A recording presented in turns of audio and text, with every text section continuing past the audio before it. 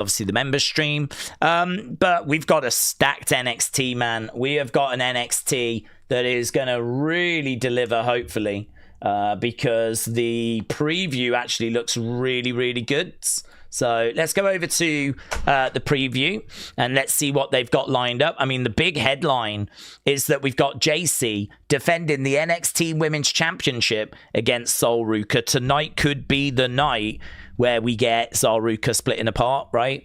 I mean, to be honest, I just don't care. I don't care. This should have happened ages ago. So it's one of those where if it happens tonight, fine. But for me, I am definitely looking for it to happen so that we can move forward and move on. So it's one of those. I'm not even gonna kind of wait and see if it happens tonight, to be honest, because I'm just gonna wait for it to happen now. I mean, I really thought that it was going to be last week. I really thought that was when they were going to pull the trigger, and they didn't. Maybe it is tonight. Maybe it isn't tonight. I don't know. I'm not going to get my hopes up, right? But JC against Sol Ruka. Women's Championship being defended. That should be good. Then we got Ethan Page defending the North American title against Miles Bourne. That should be good. Vanity Project are challenging Dark State for the NXT tag titles. So we've got the women's title, the North American title, the tag titles, they're all being defended. Then we've got Elio LaFleur, Eli Knight, and Jasper Troy in a triple threat for the Speed Championship. So 4 title matches. As well as that, we got Thea Hale, Blake Monroe. Obviously, we know about their history. They're competing in the Speed Tournament. We've got Sean Legacy taking on Keanu Carver. And we got Kale Dixon taking on his former teammate, Uriah Connors. That's kind of interesting, seeing those two going up against each other. So Kale Dixon against Uriah Connors. Legacy against Keanu Carver is like an Evolve match, but I'm not down on it. Keanu Carver looks really, really good. He's kind of the closest I think we've got to that Oba-Femi replacement. It's either him or Jasper Troy. Jasper Troy just doesn't seem to quite have it at the moment. I'm more excited about Keanu Carver. But yeah, that'll be okay. Sean Legacy, Keanu Carver. Kale Dixon, Uriah Connors, not down on that. Thea Hale, Blake Monroe, not down on that because of the history. And then 4 title matches. The most important one, I'd say, is JC against Sol. It is for the women's championship. I think we'll do a poll on that one. But Ethan against Miles is also interesting because we've been building Miles for a while to potentially be the person that takes that belt. There's been quite a few backstage segments over recent weeks for those two. So, yeah, I feel like there is an opportunity here for Miles to actually get the title. I think there is an opportunity here for Sol Ruka to get the title, but equally, I wouldn't be shocked if Zarya costs Sol Ruka, and so JC actually retains. So it could be that JC retains thanks to Zarya. It could be that Miles is actually our new champion. Vanity Project feels a bit too soon for them to get the tag titles from Dark State, so not expecting a title change there. Triple threat, who cares on the Speed, honestly? Speed triple threat, who cares? Elio, LaFleur, Eli Knight, Jasper Troy in a triple threat match. Could go any which way, that one, couldn't it? So, yeah, I don't mind the preview tonight. Honestly, looks to be quite an interesting show. Don't mind the preview at all. Jared, hello. Hope you're doing well, buds. Shout out to you. I was going to go somewhere. Oh, I was doing the poll. In my mind, I was like, you was just about to do something. And it was a poll. Who leaves as NXT Women's Champion? Is it going to be Sol Ruka? Is it going to be JC Jane? Who leaves as NXT Women's Champion? There we go. The poll is up. And we are away. Matteo said Daze 4 championship matches tonight. A lot of stacked matches. I've got a question though. If Zarya does cost Soul, does that mean that we need to do a feud because Soul is main roster bound? Well, to be honest with you, I don't think she needs to go up this side of WrestleMania because I don't think she's factored into any WrestleMania plans. So, I think what we could do is we could do Zarya costing Soul, and then we could do Soul Zarya at Stand and Deliver. So obviously that would be like the start of the feuds. They can then feud over March, going into April, with the big match being at Stand and Deliver, and then Soul Ruka can come up after Stand and Deliver. So yeah, I mean, the feud would be throughout March going into early April. So that's a direction. I mean, it could be that Soul wins the title. We still do that feud, but it's just the title is going to be included. Honestly, you could go either way. It really depends what WWE want to do. Do they want Zarya Soul to be for the title, or do they want JC kind of carrying on with the belt? I think I'd be tempted to not have the belt with Soul and Zarya. And the reason for that is because that's going to be hot enough. I mean, Soul and Zarya, the friendship turned bad, is going to be interesting enough. So for me, that means that we can do a championship match as well as, rather than putting all of our eggs in the same basket, you know, if you've got like a feud that's going to be red hot and is going to be really, you know, personal, then that's great. People are going to want to see that. That's going to be satisfying on its own. I don't feel like it needs the belt. The belt can kind of help someone else as well. Someone that, you know, maybe chasing a championship. You know, we could do Lola against JC. Lola's not won that women's title. Got screwed last year when Laney got involved. You might remember Laney kind of joined Fatal Influence. And that is what cost Lola. So, you know, you could do a rematch there. Lola, JC. I mean, that is obviously a match that would need a title. So you could do that as your title match. And then you've got Soul Ruka Zarya as just like this personal feud. But, you know, some people would go a different way because they want Soul to be women's champ before she gets called up. It doesn't really matter, to be honest. You know, Becky Lynch never won that women's title when she was in NXT. She had to come back many, many, many years later to kind of win that belt and, you know, tick off that box. So there's been quite a few women that have gone up that weren't women's champion. It's not a problem. I mean, I don't think Alexa was ever women's champion in NXT. Don't think Alexa Bliss ever won it. I still don't think she's ever won it. So yeah, like there's quite a few big names that went up having never won that women's championship. Soul could absolutely be one of those where, you know, it just, the stars never quite aligned. She, you know, had a lengthy run with the mid-card belt instead, did a personal feuds thing with Zarya, and then, you know, just got called up. So Edward said, I've got a disc shifted at L4. I might have pinched a nerve. Oof. Legs and hands go a bit numb. I'm being held together by rubber bands and paper clips. Edward, I'm sorry to hear that, but pinched nerve, that sounds awful. So I hope you've got some comfort somehow. So shout out to you, buds. Steven says, Daze, great Raw last night. It will teach me a lesson to not turn off Netflix after the credits. Great win for Ipswich. We're now back in third. Congrats. The NXT titles should be defended at Mania. Yeah, with WWE, you definitely want to make sure you're sticking around. Even when the trademark thing pops up in the corner, don't fall for that. I can't remember the first time they ever did that, but I remember when Gunther very first arrived, they did that, and it was really well done. So Pete Dunne against Joe Coffey was the main event. Pete Dunne wins, He's celebrating. Commentators are saying thank you. Trademark thing appears in the corner. About to, literally, you're just waiting for the screen to fade. And then, you know, this music hits, this classical music. Everyone's like, what? Turns to the stage. Volta's name appears on the thing. He comes walking out, and that is in Blackpool. That is his first appearance in WWE.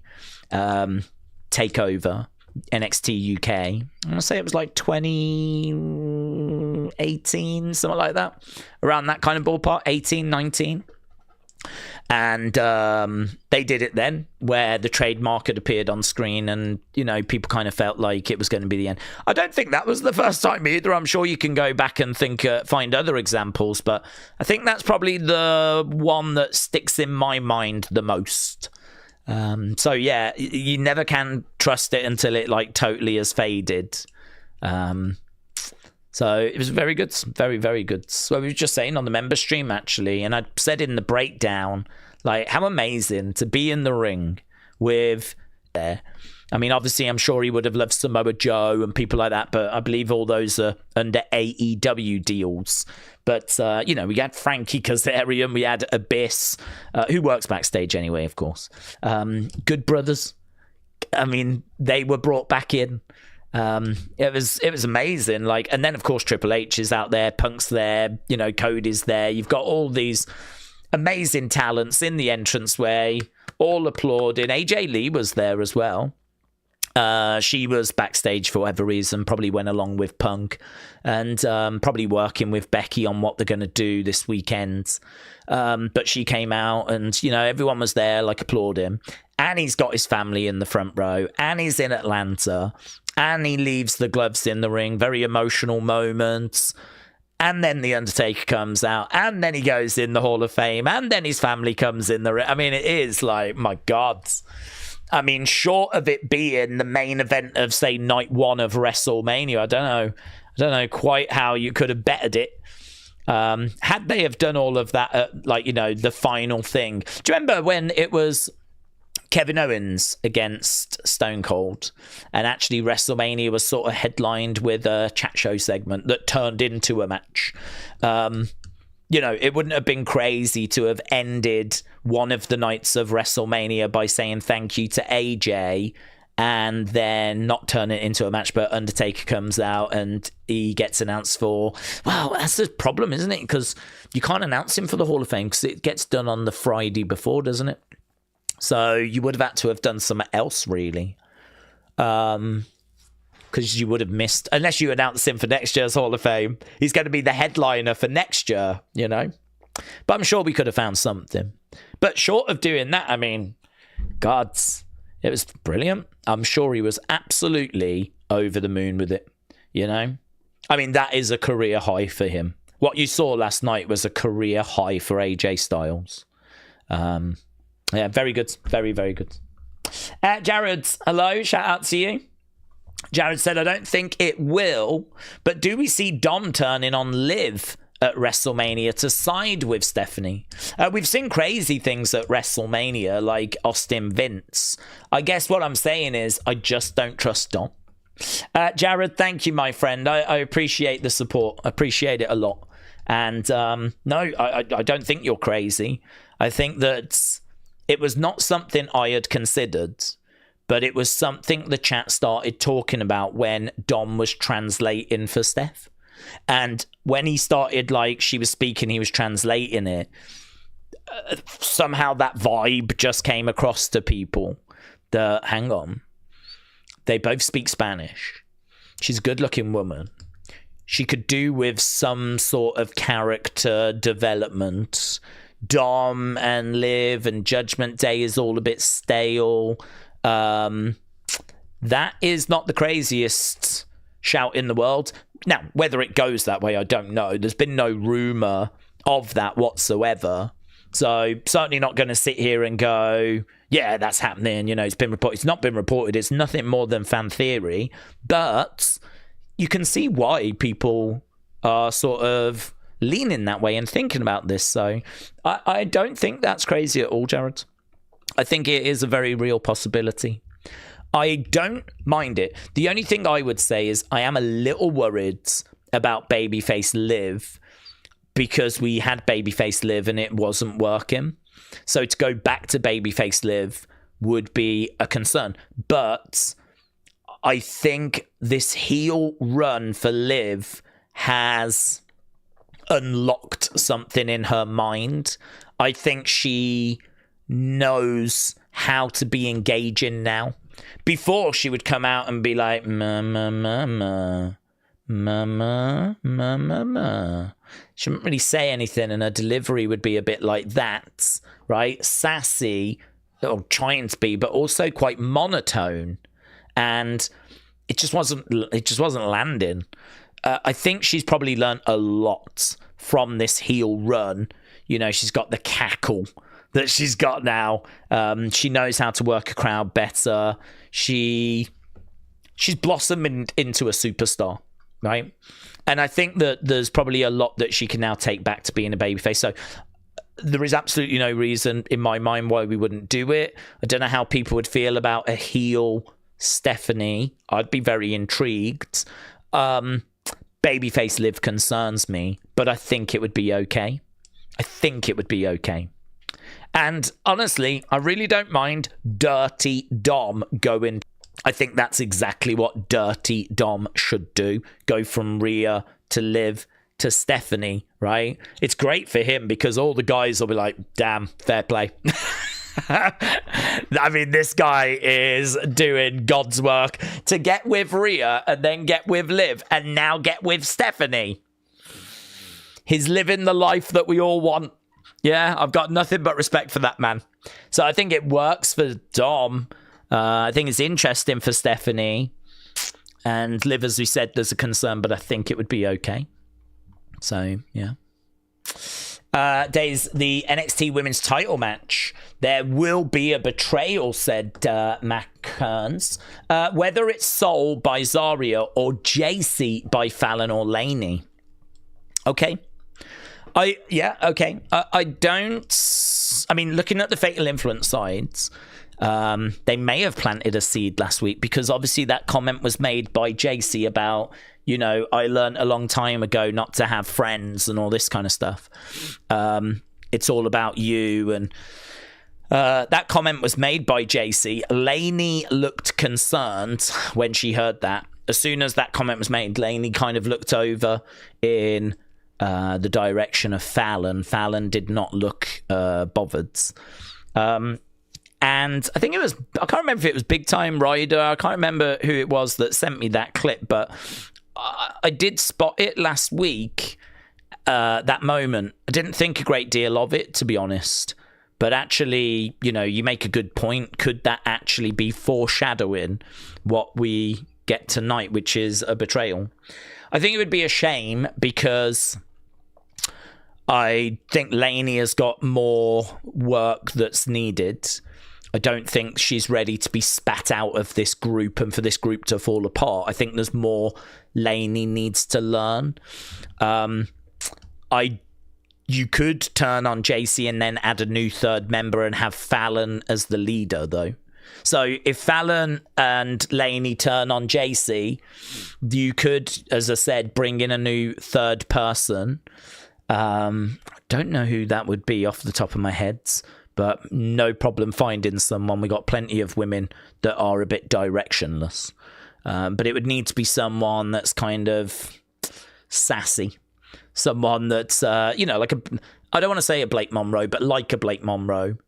But maybe someone that's not as big a star as Blake Monroe. Someone that's still trying to find their feet a little bit. But, you know, you bring them into the group and Fallon then very much positions herself as leader. JC is then going into a feud with Fatal Influence. Yeah, it's a way forwards. I think it's more likely, of course, that it's going to be Sol Ruka Zarya and we get something on that side. I think that's more likely than Fatal Influence imploding.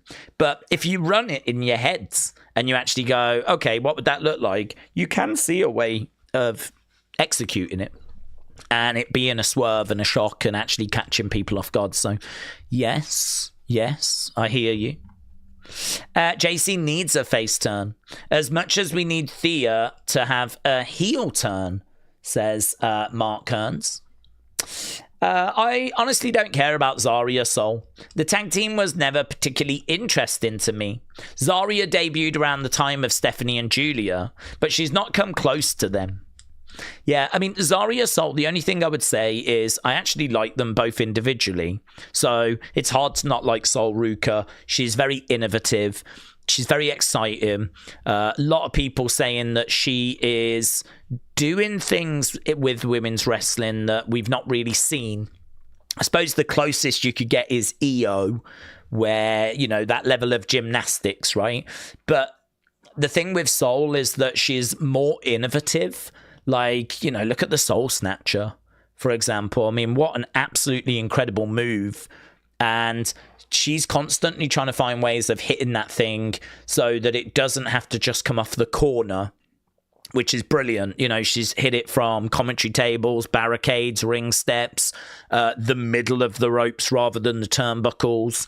And what's great about that is, you know, she is trying to find ways of making it a bit like an RKO out of nowhere, where she can hit it in multiple different places. So even that move is still being evolved, and we're still looking at different ways that we can hit it. But, you know, there's other moves that she's got that show off her innovation. She's someone that is questioning a lot of the things that she is learning, and she's thinking about, how can I bring this in? How can I put my own spin on it? And to be honest, we don't really see that. A lot of people get taught how to wrestle, and they do the moves they're taught, and they try to get good, and their focus is that. You know, Sol Ruka's a bit more like a jazz player, where it's not so much about learning the notes, it's more about using things and making them your own and expressing yourself. And, you know, if I'm going to tweak this way, and let's have a look, let's see what it looks like. Whereas other people just get taught the move and do it. She really thinks about it. And yeah, there's a lot of excitement around Soul because of that, you know, and to see, you never quite know what you're going to get out of one of her matches. And she's very innovative. Her moveset, as a result, is very unique to her. And as I said, very exciting. So I like Soul a lot. Very interested to see what the future holds. There is some serious excitement around her in WWE. Serious excitement, like not just main roster, but like, you know, WrestleMania kind of women's world champion. I don't want to say main eventer, but I mean, I wouldn't be shocked. Her against the right person with the right builds. I wouldn't be shocked. To be honest, though, we still need to get Rhea to that level. So we still, you know, the women main event in WrestleMania, there's still a bit of a glass ceiling there for them that needs to be like pushed through. But yeah, I mean, that's the level of excitement for Soul. And then I don't know about you, but with Zarya, every time she's about to make her entrance and come out like a badass, I get so wound up when Soul's music interrupts. So I kind of just want Zarya to be that badass that she was meant to be when she first came in. They seem to identify a bit of an issue with Zarya, and I don't know why. But you're right. She came in at the same time as Julia and Stephanie. Zarya did not have as much experience, though, as those two. Those two had been competing all over the world. I think Zarya had been really more just Oceania. I don't think she'd been Stardom, for example. She certainly hadn't done stuff with AEW. Stephanie, of course, had a match with AEW. Julia had done stuff with, I think, New Japan, but had been with Stardom and been in Marigold, and had, like, you know, competed over the world. So their experience was greater than Zarya's. So it's not like all three were equal. It's just all three got brought in around the same time. So it's okay that Zarya is still in NXT. That's fine. But I suppose the question for me is, when she came in, she was a monster. She was a badass. And then we sort of moved her away from that, and we tried to make her a bit more human, and we tried to make her a bit more relatable, and we tried to make her just like one of the other girls. And I don't really know why we did that. It might be because they wanted to make sure that we, explored that, and we got her doing promos, and we kind of fleshed her out a little bit. It could be that was the thought process. But either way, it feels like we're just going to go back to her being the monster now. So these are the things that I'm interested in. I mean, if we do a Sol Ruka Zarya feuds, I'm not down on it. They should have split up ages ago. That's the bit I'm down on. But them as two individual wrestlers, I'm personally not down on. And what I will be looking for is I will be looking to see what can Sol bring that's innovative, now that she's on her own and away from Zarya, standing on her own 2 feet, show me what a top tier stand and deliver Sol Ruka match looks like in 2026.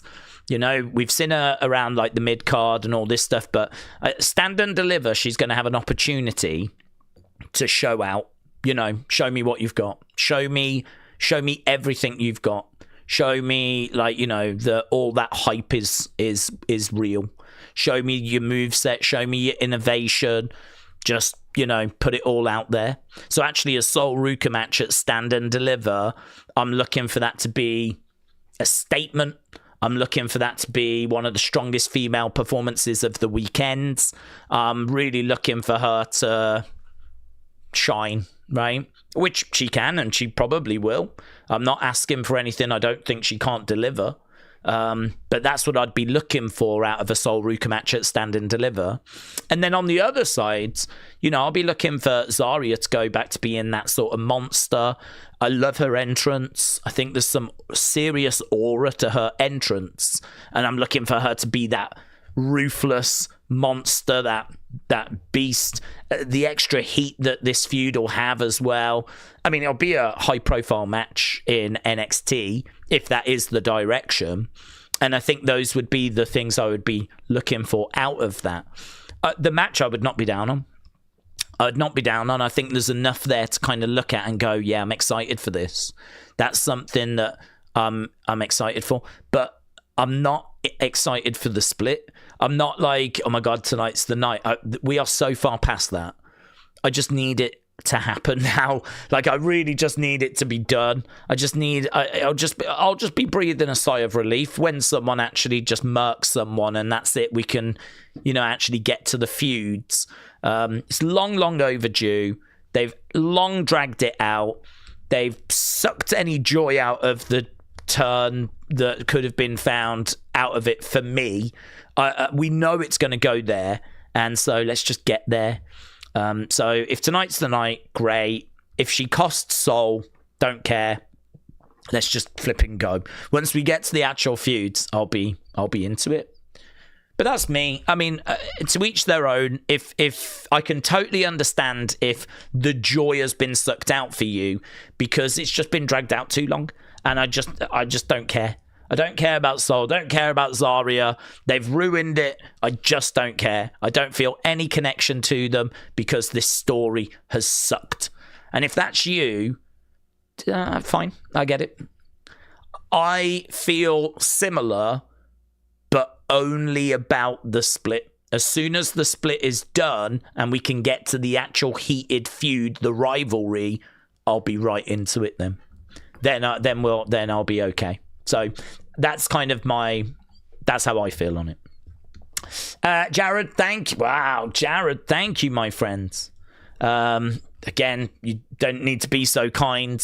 Jared firing in a very, very kind donation, and all goes to the chair fund. I only mention that because I like people to know that it does go back into the channel.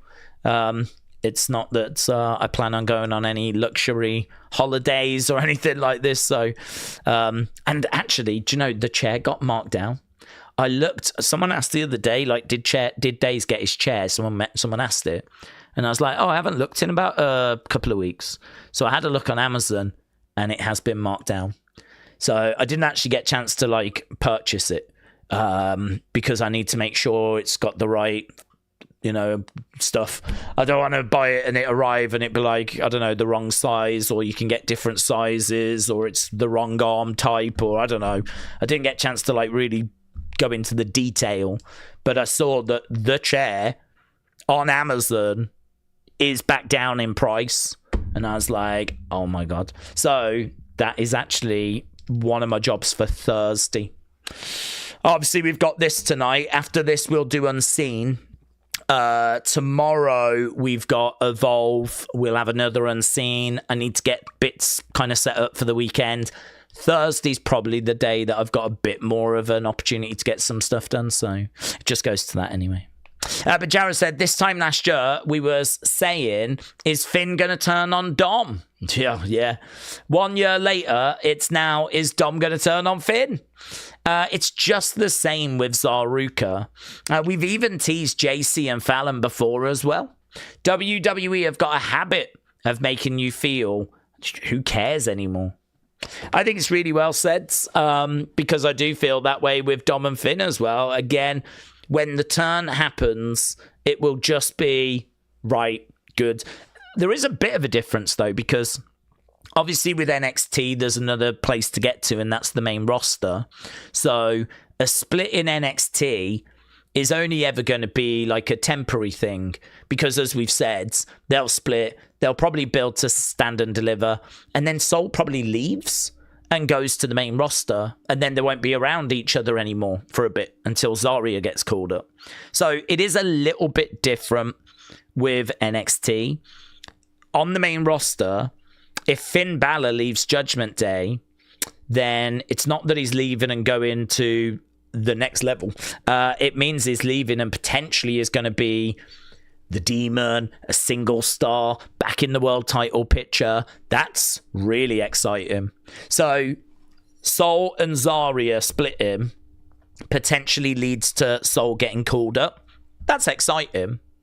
But for me, Dom Finn splitting potentially leads to Finn getting another run as a singles person, potentially being around world titles, potentially bringing back the Demon. That's more exciting. So the Dom Finn thing, I am sort of over as well, but it will be really exciting when that happens because of what it means for Finn. I hope that kind of makes sense. I'm trying to make it clear as to why I am done with both, right? And I am ready for both to split. But when the Dom Finn one happens, that will be more exciting for me than Soul and Zarya splitting. I think, like, Soul, Zarya, we always knew that they were going to split as well from the moment they got together. The thing with Judgment Day is you kind of know that it's going to split somehow, but you never quite know how or who's going to end up going against who or whatever, So I think with that, there was lots of different ways that could have played out. Now, for the longest time, we've known it's going to be Dom Finn, So it's just about getting it done, really. But you are right, they do drag these things out terribly. I suppose that's partly the downside to never-ending TV. The fact that you've got so many segments that you have to fill, that if you've got the Judgment Day, just spin your wheels. I'll tell you the other thing as well, though. This time last year, Judgment Day were meant to be in a feud with the Wyatts. We know that Judgment Day were going to be next for the Wyatts after Final Testament. You might remember Final Testament feud was the end of 2024. And then early 2025 was going to be Judgment Day. And we never got it. We never got it because that is when Howdy got injured. And then that's when we didn't see the Wyatts on TV like this time last year. They just weren't around. So the thing is that that would have took Judgment Day down a road that they weren't planning on going down. So you've got that to deal with as well, where plans change, things change, you go down roads you weren't anticipating going down. And so that as we said, plays a part, plays a factor.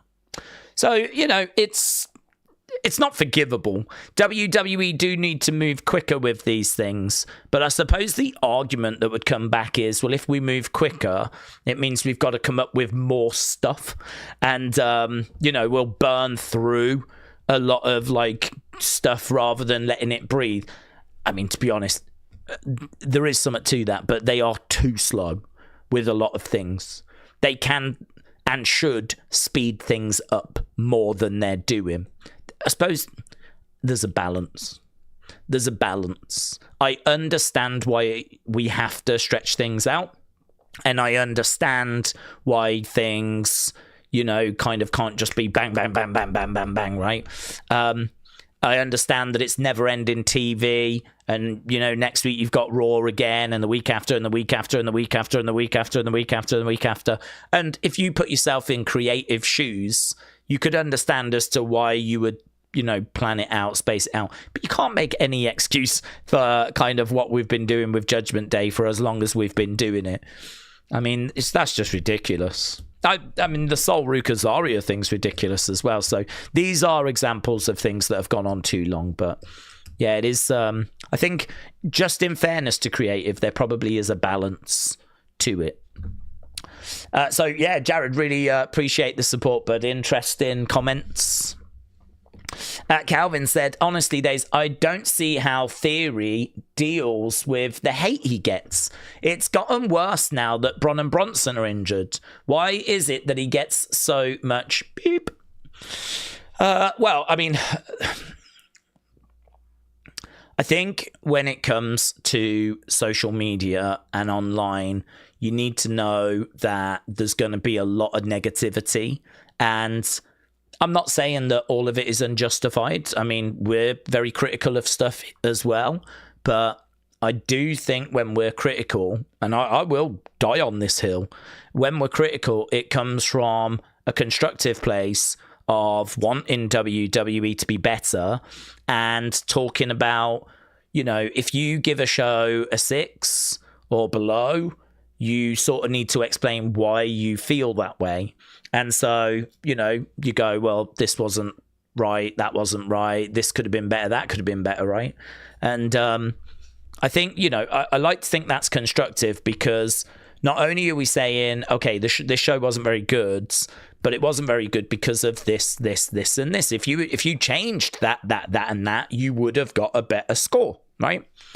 I do think there is a truth that there are people online that are just really never going to get to any kind of good score. For them, they are just gone. I mean, you have got people that love AEW that will just be down on WWE, right? You've got people that are kind of down on WWE because it is socially acceptable at times, and actually there's a sort of sense of being in a group, so there is a bit of that goes on. I mean, I see all these things when I'm kind of just browsing. I'm not talking about here, I'm talking on social media, right?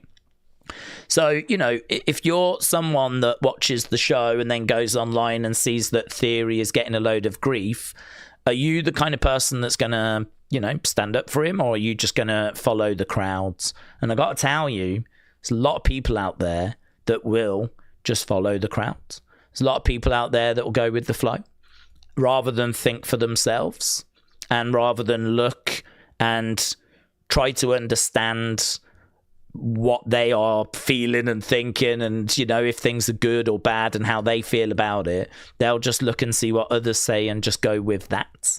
So I'm not saying that's the reason, by the way. I'm just talking about sort of reaction in general, right? You can sort of understand why WWE don't really want to pay that much attention. You can sort of understand why there is a feeling that nothing will ever be good enough.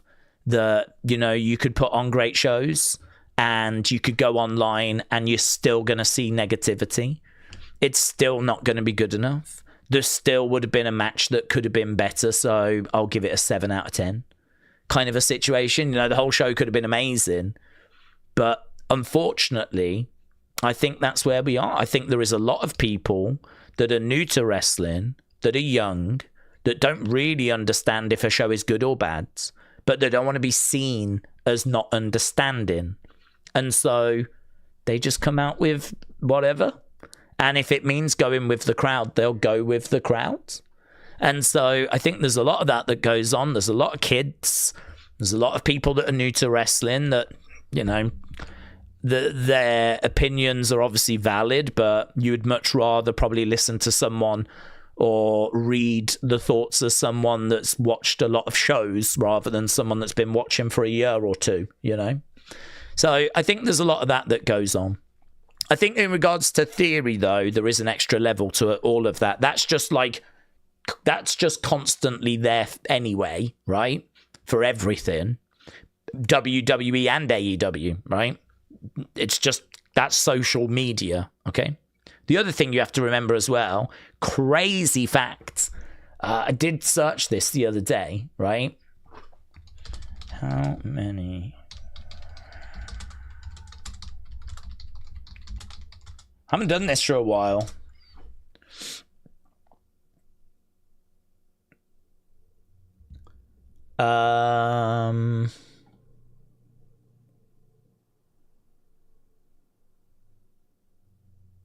Okay, so if you go on X and put how many accounts on X, or go on Google, sorry, how many accounts on X are thought to be bots? So the high-end estimate is 64 to 80%. 64 to 80. That would mean that every 6 to 8 out of 10 posts that you're seeing are not humans. They're bots, right? I mean, in the industry average says it's 15 to 44. But I suppose the point I'm making, right, regardless of wherever this is, so regardless of what the actual number is, because there's lots of different variants, right? I mean, here estimates range from 10 to 80%. So, I mean, the truth is it could be anywhere from 10 to 80%. But regardless, it means that you are definitely seeing a lot of bots. A lot. It's very, very easy to believe that everyone... It's easy to wonder. I wonder if I've ever seen a bot account. I wonder if I've ever seen one. And the truth is, a lot every day is not from humans. Like, that's like just the estimates from Google. That it could be as high as 8. That would be 8 in every 10 if it was 80%, right? 16 out of every 20 posts from bots. I mean, even if you just halve that and say it's 8 out of every 20, that's still mental. That is still a mental amount of nonsense that you're seeing. And again, this is part of that. Do you know what I mean? I think this is just the problem with social media is that, you've got just this noise from really places that you don't want noise. You know, I mean, I don't know about you, but, the opinions of kids is fine. I'm happy to listen to the opinions of kids, but I'm not going to put as much value into that as I am someone that kind of has watched years and years and years of wrestling, right?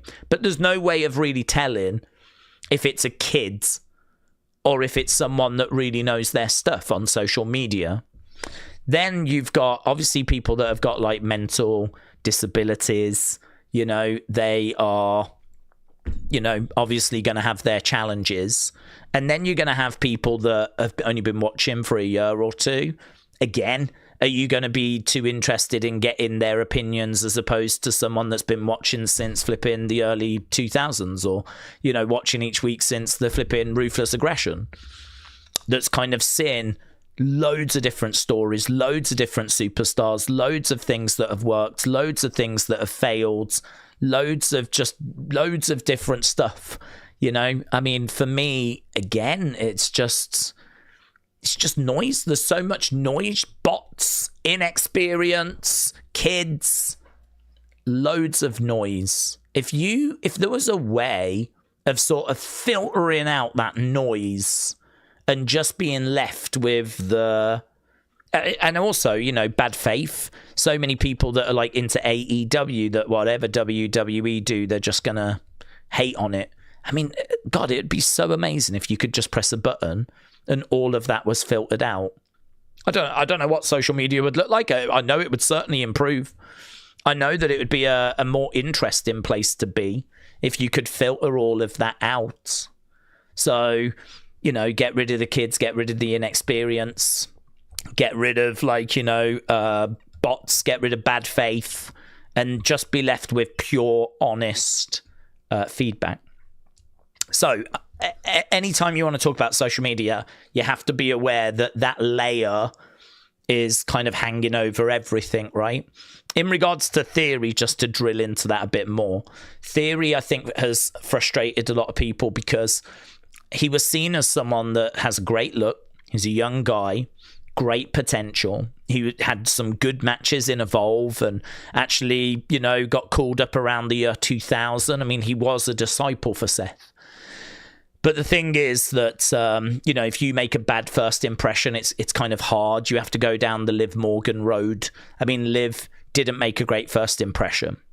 She came up with Riot Squad. She was very limited.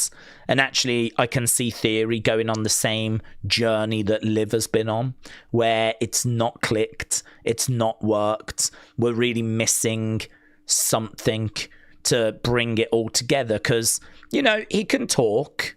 He hasn't had loads of opportunities to talk, but give him the right story, he can talk. He's got a great look. I mean, physique-wise, he looks great.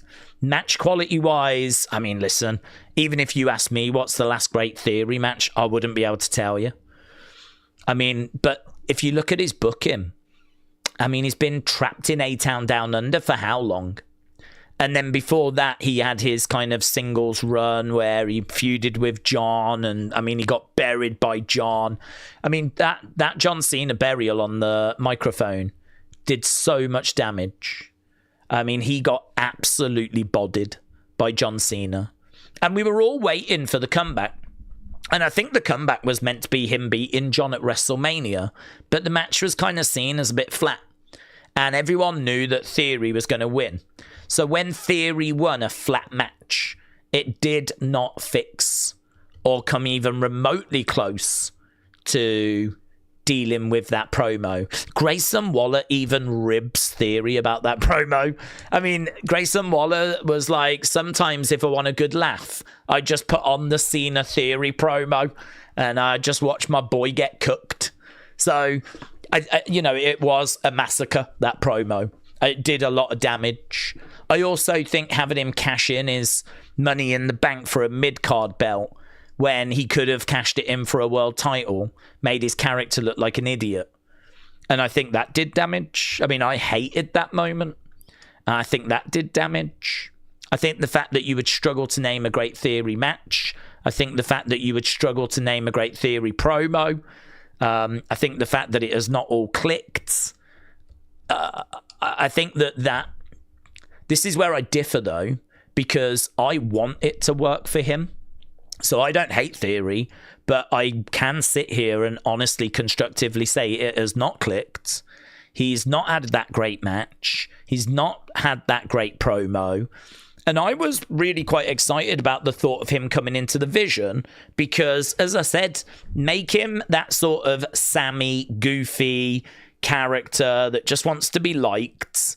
You know, he's tried doing it on his own. It didn't work. He tried being with Grayson. It didn't work. So, you know, now he's got a group and he feels like he's home.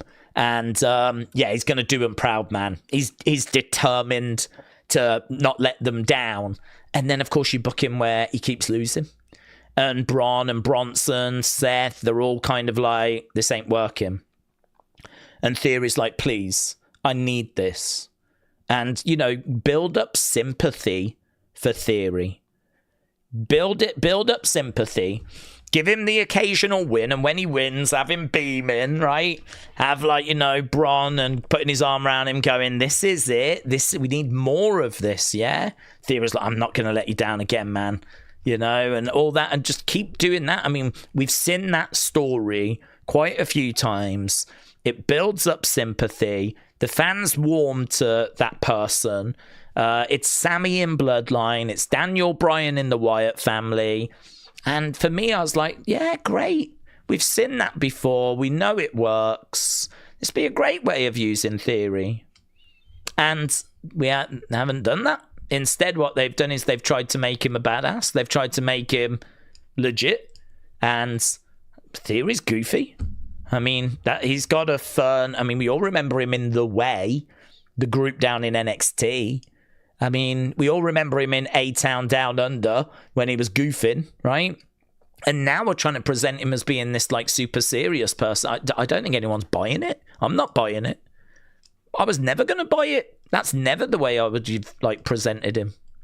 So WWE keeps struggling to figure out how to present Theory and get the best out of him.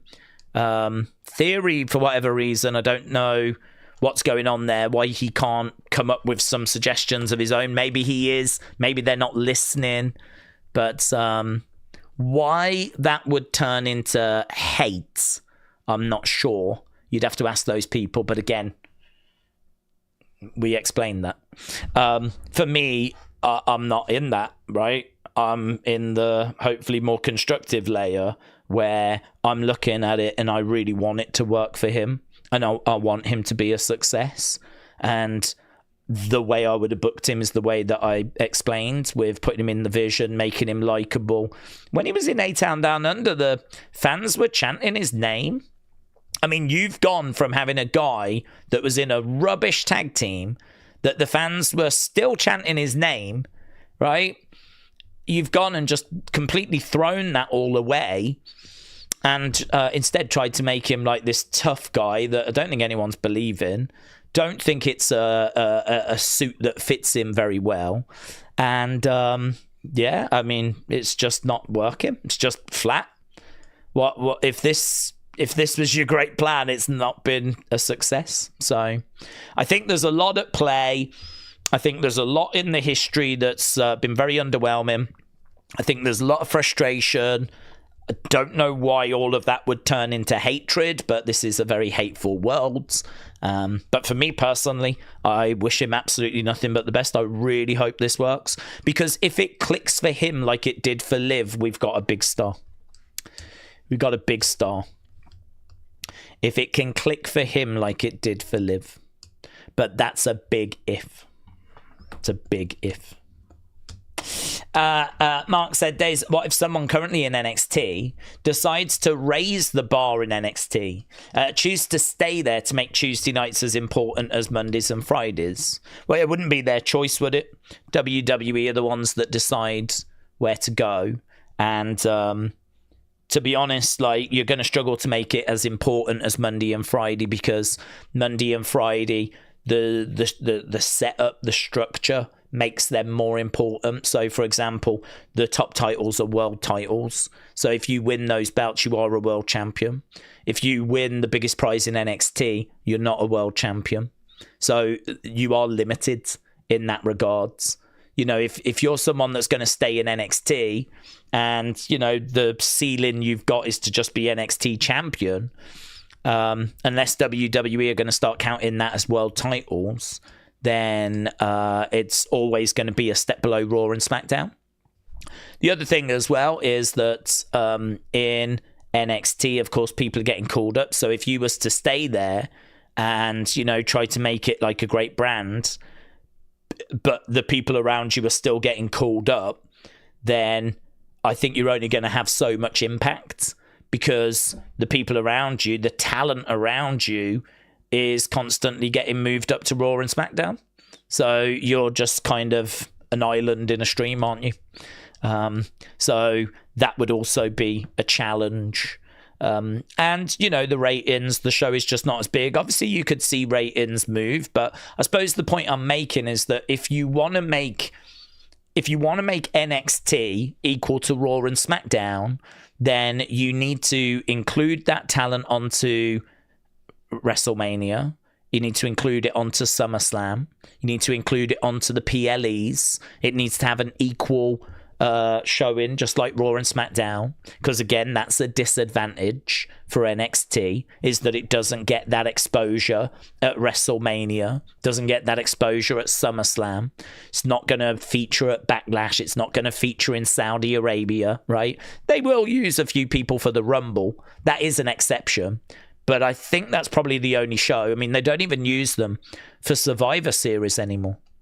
So they have their own shows, which are just not as big, right? So if it's going to be equal to Raw and SmackDown, it needs to be equal to Raw and SmackDown, needs to be on PLEs, needs to have a world championship, needs to stop seeing the talent getting called up. When it's in a draft, there needs to be equal movement between the three brands. So for me, it's not as simple as just one person deciding that they're not going to get moved up. They can't. It's WWE's decision as to where they want to move people, right? But if one person did dig their heels in and say, I'm not leaving this place, right? Still, that's not going to bring equality, because structurally it's set up differently to Raw and SmackDown. You'd have to change all those other things in order to make it equal. I do think there is still room for growth for NXT. I mean, NXT is obviously frustrating in regards to it's constantly changing. So you're constantly like changing your roster. So, you know, we're about to lose probably Sol Ruka. I mean, we'll lose a few. We might lose Ethan Page. We might lose Ricky. We might lose Sol. We might lose JC. We might lose Blake. You know, all of them could go up after Mania. So the roster we've got now might not be the roster we've got in May. And then, you know, end of the year, we might see some more call-ups. So the roster we got in May might not be the roster we got in December. I mean, it's not even that you get 12 months with your roster. So the roster is kind of ever-changing as, like, you know, there's the odd call-up, the odd release as well. We have to be honest in saying that, you know, releases are just part of WWE. We're going to see those. And NXT tends to get hit relatively hard with releases. Quite often when there's a long list of releases, the bulk will come from NXT. So that has an impact as well. So yeah, it's frustrating in regards to it's ever changing, constantly evolving and constantly developing people for the main roster. But that's its job. That is its job. With that as the kind of setback, if you will, their job is to use what they've got whilst they've got it to make it as strong a brand as possible. If you want to make the brand stronger, there are ways of doing that, some of the things we've just mentioned. But at the moment, I think WWE see it as developmental, because that is what it is. It's their developmental program that they've managed to sell to a network. And because there is such good talent that they attract, they've consistently been very good with the views. I mean, the views for NXT are really good. Really, really good. But to be honest, since NXT began, the views would have been good. Because, you know, I mean, this is where Charlotte came from. It's where Bayley came from. It's where Sammy came from. It's where Kevin came from. It's where Adam Cole was. Undisputed Era, what a run that was. Johnny Gargano, amazing. Andrade, Tommaso Ciampa, Asuka, Rhea Ripley. I mean, blimey now. I think there's a stat that it's like 90% plus of people on the main roster right now came through NXT. So, I mean, it's tomorrow's WrestleMania main eventers. It's tomorrow's world champions. It's the stars of tomorrow today. And I think people know that as well. So as a result, people love tuning into NXT to, you know, just get ahead of the curve and just understand who's coming through. And that's great for us, because obviously we've been watching Trick Williams for years. We've been watching Oba for years, Javon for years. And it's great. But it is developmental. Developmental, where they try their best to make it a third brand. But unless you're going to change all those things, I don't think you can make it an outright third brand. Is there a need for an outright third brand? That's a conversation we've kind of touched on before. I think there is a place for a outright third brand. What you would do with that, though, I don't know. Would you make it like an extreme third brand, like ECW kind of a vibe? Would you make it an all-women's show? Would you just make it another Raw, SmackDown? Don't know. I'm not sure what people would do with that, but I think there's definitely room for more brands. I mean, saying that, we are expecting NXT UK NXT Europe, at some point, because NXT UK was ended so that NXT Europe could begin. Now, I think there was real plans to do that. It's obviously delayed, but it would make sense. It would absolutely make sense to have some sort of NXT in Europe. What they could do, and I don't know if they've explored it, but have a look at like something like XWX, or have a look at like a Progress or something like that, and how much would it cost to purchase that? I don't know how much it costs for them to have a controlling stake in AAA, but, you know, TKO are not struggling for money. So, you know, they could buy an existing promotion that's got an existing fan base that they could purchase.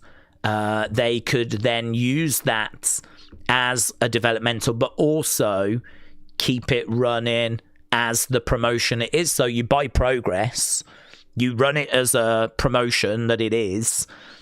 You know, people still love it for what it is. It's still got the same vibe that it's got, still got the same fan base, still using the same wrestlers. But you've now got a place where that kind of great European talent that you want, you've now got a place where you can send them. And, you know, they can get trained, and you can have a training facility. You can have, like, you know, a home base. They might even still have the training facility they had in the UK. They had one. There was a warehouse in the UK that had a ring in and a gym and all of that for NXT UK. They might still own it. So they might still have that facility. So I could see something like that happening if we're going to talk about future brands coming in. I could see it being a case that I'd love an NXT Europe. That would be sick.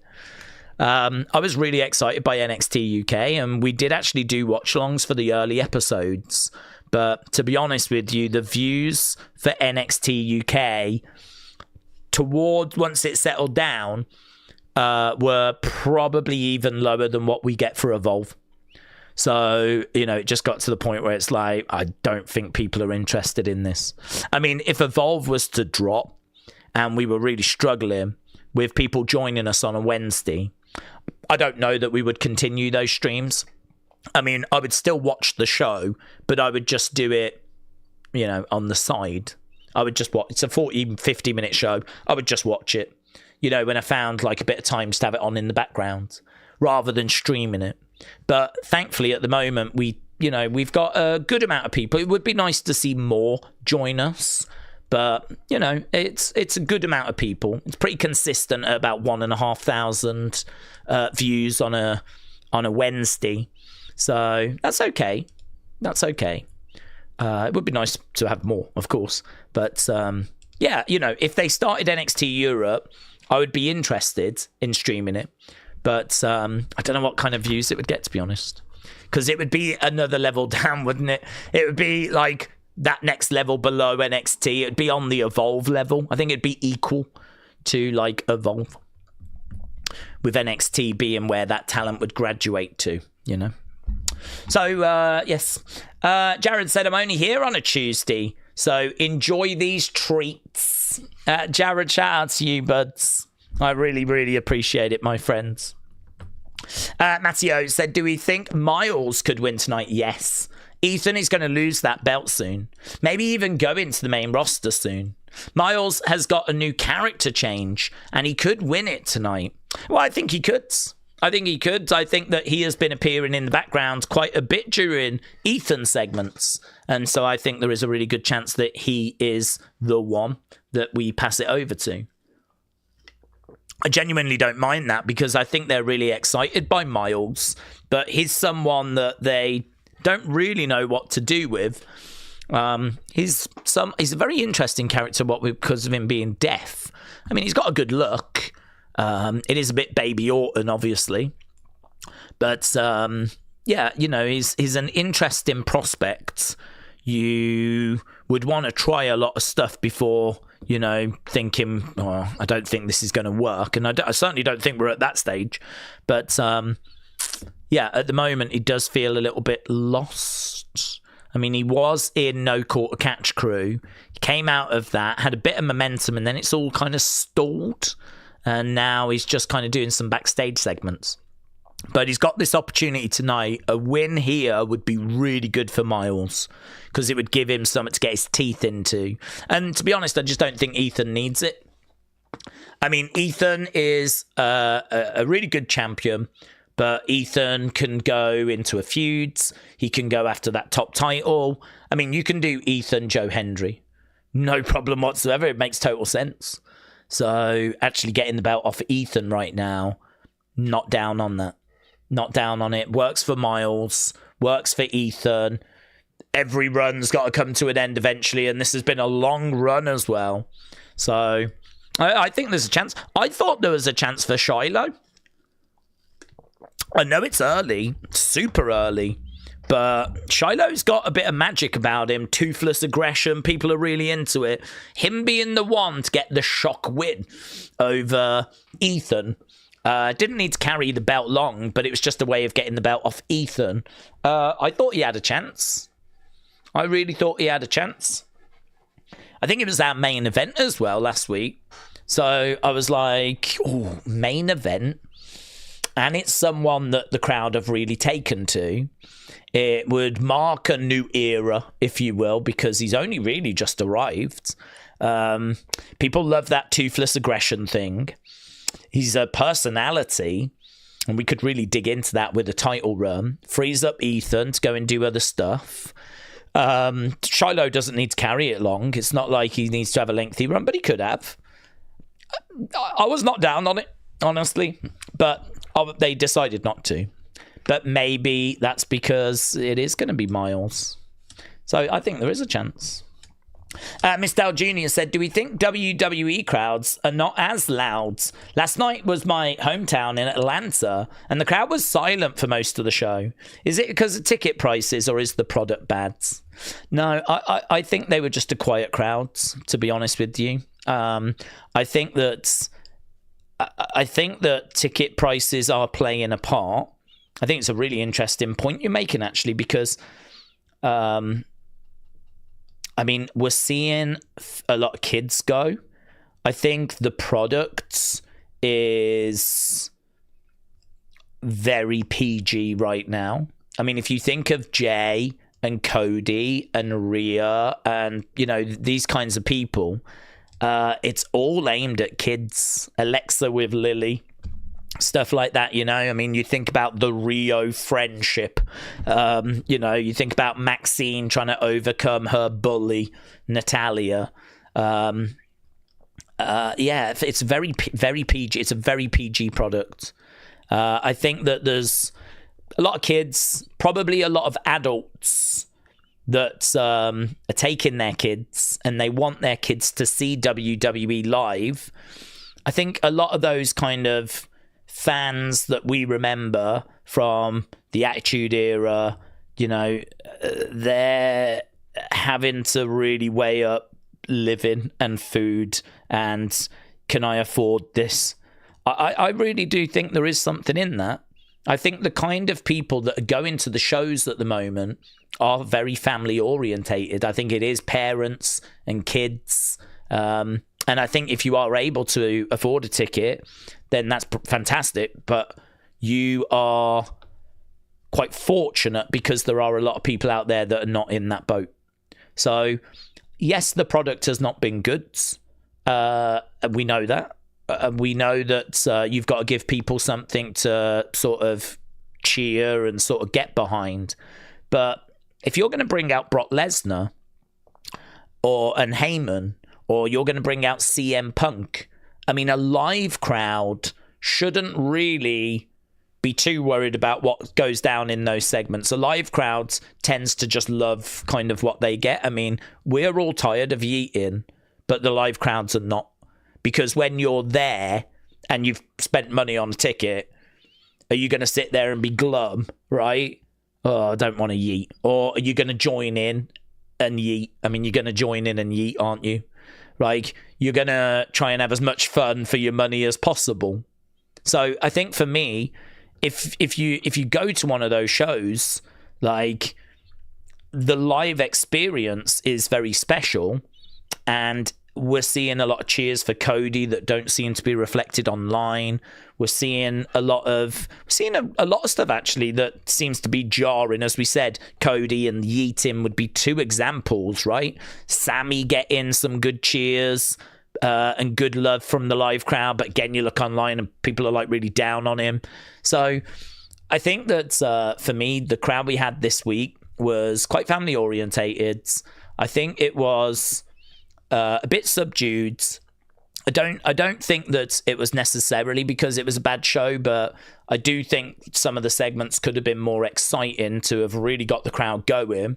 I mean, we did manage to get the crowd going for AJ, but to be honest with you, do you remember when Punk came out and he started, I'm going to just use this as an example to try and back up what I'm saying, right? When CM Punk came out at the start of his promo, he said, "Let's hear it for AJ." Now, there is absolutely no reason why that crowd did not jump on that and let it be known, right, about AJ, right? Another example, later in that promo, what if I told you Roman Reigns was here, right? He pauses, looks around at the crowd, gives them a chance to get involved.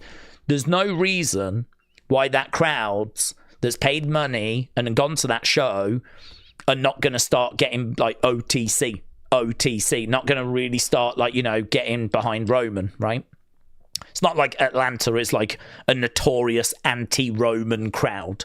So those two examples there are two examples where that crowd don't really have an excuse for not being more vocal, and why we can't blame it being a bad show, because that crowd should have reacted in those moments and they did not. When he asked for an AJ chant, it was honestly, it was disappointing. It was muted at best. I mean, that crowd were just like not there. This was not a thunderous AJ style, AJ style. You know, that's right, Atlanta. That's what we're here for tonight. AJ style. AJ style. Bloody hell. And then we get to the Roman bit, and you know what Punk wanted to do. He wanted to get them going, OTC, OTC. That's right, Atlanta. OTC, OTC. Well, guess what? He's not here. He's not here. Boo. Don't go booing me, Atlanta. I'm here. I'm not the part-timer. I'm here right now, Atlanta. I mean, this is what he wanted to do. He wanted to bounce off the crowds. The crowd were just not there to bounce off. So, for me, that crowd were just flat. Really, really flat. You could make an argument if you really wanted that, you know, the crowds had like mentally gone after the show or whatever, like, but I don't know when Punk came out. I mean, it wasn't like the end of the show or anything, and I mean, it'd been okay. I don't think the crowd were dead because the show they'd watched had destroyed them that much. I just don't think they were there. I mean, it took the Undertaker's flipping gong to wake them up. There was thank you AJ chants in there as well, but I just think this was a bad crowd. I just think it was a bad crowd. I think there probably is something in the fact that it was very family orientated. And I do think there is something in a lot of kids going. Kids will make noise, but the parents aren't going to make noise. They're not fans. If you take your kid along, and you obviously have to go as well, then that's a little bit of a problem because the parents are going to go so the kid can have fun. But, you know, the parents aren't joining in. I mean, maybe they'll join in with a yeet, whatever, but they're not shouting stuff out. This ain't the Attitude Era when a load of people would go, be passionately involved, holding up signs, shouting, and everyone's kind of part of it, right? So I think your point about ticket prices is very interesting. I don't even know what the attendance was like. I wouldn't blame the attendance because we've heard really loud crowds from quite low numbers. So I certainly wouldn't blame that. It was just, bad night for the crowds, to be honest. Bad night for the crowds. So I think that it's also a fact that, like, America is not the loudest of crowds in certain places as well. I mean, I think Atlanta has been good historically, so I'm certainly not down on Atlanta. But I think if the benchmark and the bar now that we're benchmarking it against is going to be France or, Europe, where the crowds are bouncing, because, that they are hungry for WWE. A lot of those places have not had live shows before, or if they get them, they don't get them very often. How often do we go to Belgium? How often do we go to Germany? I couldn't say it was every year. And if it is, it might be one show in Berlin. It's not like we do big tours of Germany or big tours of Belgium. So as a result, people travel to go to those shows. So that this is my one chance. I live in Belgium. I'm gonna get to that show. I need to be there. I've always wanted to see them live, type thing. That same energy, desperation. I mean, you can correct me if I'm wrong. I don't think that exists in Atlanta, because Atlanta knows that it'll be getting another show very soon. I mean, we go back to Atlanta on a fairly regular basis. So, yeah, interesting. Very interesting. It was very notable. And I think they did really hurt a lot of people's scores, actually, that crowd. But I don't know how much you can mark it down, because that's sort of out of WWE's control to some degree. The fact that crowd was as muted and as flat as what they were. CM Punk, one of the best on the microphone, went out there and tried to get them going with AJ, tried to do a little switcheroony thing with OTC. Just couldn't get anything out of him. Just couldn't get anything out of him. James, hello. Hope you're well. Good thing it's not the Attitude Era. The dads in the crowd would be chanting, "Get your boobs out" to Rhea and Tiffany. Absolutely. And the signs would be saying as such as well. Yeah, it was a very different time. I mean, James is right as well. I mean, the demo was completely different. I mean, I think the demo now is family. The demo in the Attitude Era was not family. It was PG, it was adult, it was... I mean, you was having your 17, 18, 19-year-old lads going, right? And it was boisterous as a result. I'm sure there was plenty of beers that were being drunk. There was plenty of, well-intoxicated people in the crowd. I mean, it's just not that vibe now, is it? It's so far removed from that. I mean, it's a high ticket price. Beers are probably really expensive now. It's way more family orientated. Yeah, it's just different. It's just completely different.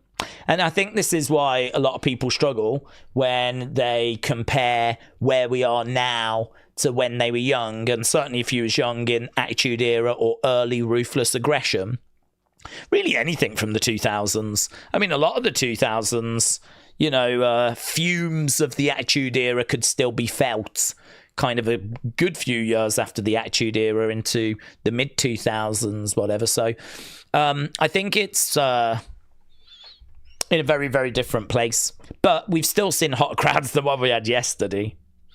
It was not good. I'm a United season ticket holder, says Shepav. Sometimes we're loud, sometimes we're not.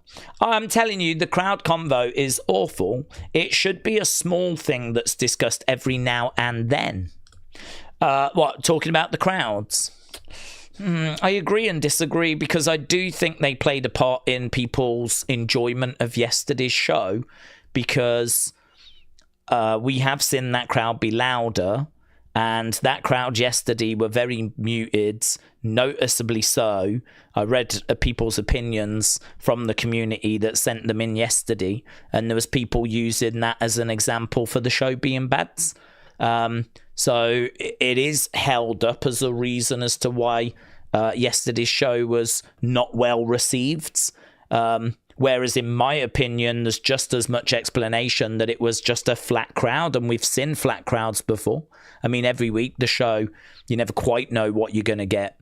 Sometimes you get really engaged crowds, sometimes you don't.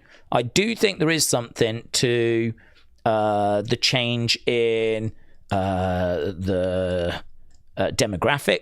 I do think there is, certainly if you're comparing it back to where we've been with Attitude Era and stuff like that, certainly if you compare to when we're on a European tour, like I think you can make good argument as to why the crowd yesterday is not comparable to those things. Why it was not the same as, say, the last time we were in Atlanta, I don't know. But to be honest with you, I can't remember how loud they were the last time we were in Atlanta. So I can't quite give you an explanation. I mean, I'd have to go back and watch the last Atlanta show, see how the crowd was, and then compare it to this one. Maybe they were flat last time. I don't know. But yeah, I think when it does, I mean, no one really watches, correct me if I'm wrong, I've never watched a football game and noticed the crowd being flat. I don't remember ever watching a game going, God, the crowd aren't making much noise. But in wrestling, it does come across a lot more.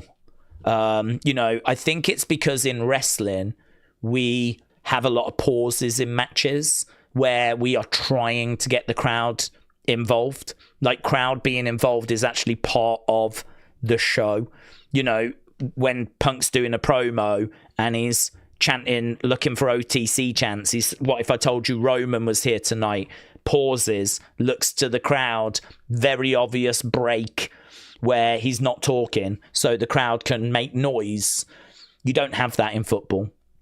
We don't necessarily stop the game so that we can get the crowd involved, but with wrestling we do that. And there's parts in matches where you'll have two people that are like battling away, they'll do a big spot, and then of course they'll both sell, and so they're both down, and that moment there, that silence where there's no action because they've just done this big spot, that gets filled by the crowd.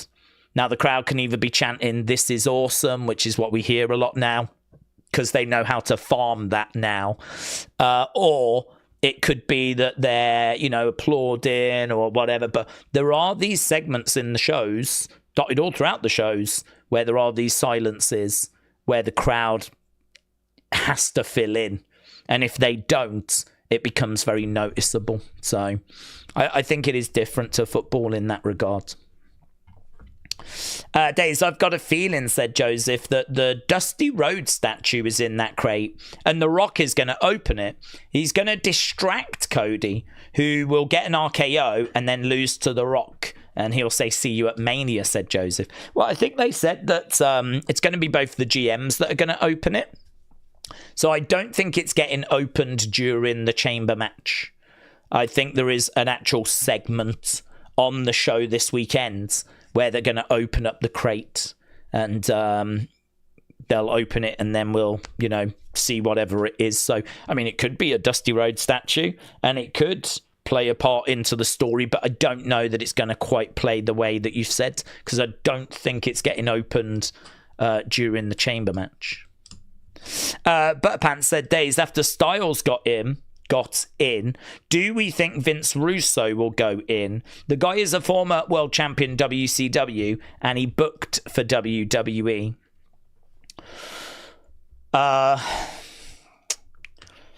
He is a booker. I don't think that they would necessarily recognize him for his work in front of the camera. His work behind the camera is what would be recognized.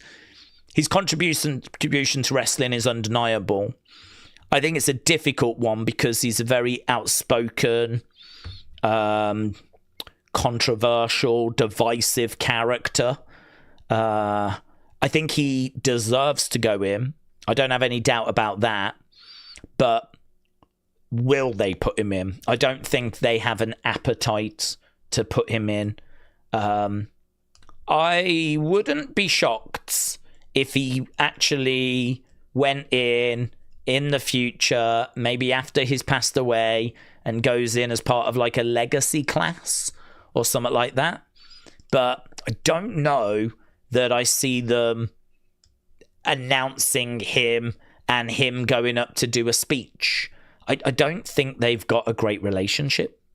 I've never been aware since he left the last time of there being like a real good relationship. I mean, I don't know what his relationship's like with Triple H. Triple H is going to have a big say on this. Nick Khan's just going to do what Triple H wants to do, isn't he? I mean, Nick Khan doesn't know. Nick Khan isn't going to know the history of wrestling to the extent where he knows who should be going in. I mean, Nick Khan's going to be taking advice from, I don't know, whoever comes to him, Triple H, Rock, whoever it might be. So I think a Vince Russo name is one that I'm struggling to see get mentioned.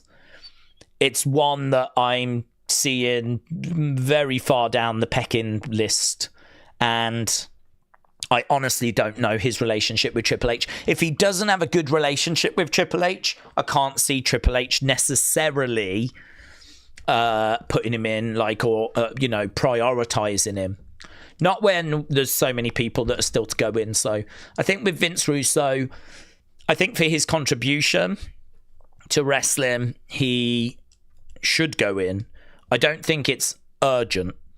And I think that it's hard to see it happening, if I'm going to be completely honest. Whether he goes in one day when he's like really old, maybe goes in as a legacy class, but I just don't see it happening anytime soon. There just doesn't seem to be a relationship there. Maybe if he was under some sort of Legends deal, maybe if like occasionally he popped in and there was a relationship that was there, then I'd feel very different. But I honestly don't even know the last time that he was kind of there. I don't know what his relationship is with Triple H, and I can't see him being top of any kind of like list. So that's what I would say on that. Days legacy wise, do we think The Rock's 7-year full-time run eclipses Roman's whole Mania run? Do we think The Rock's 7-year run eclipses Roman's whole main event run?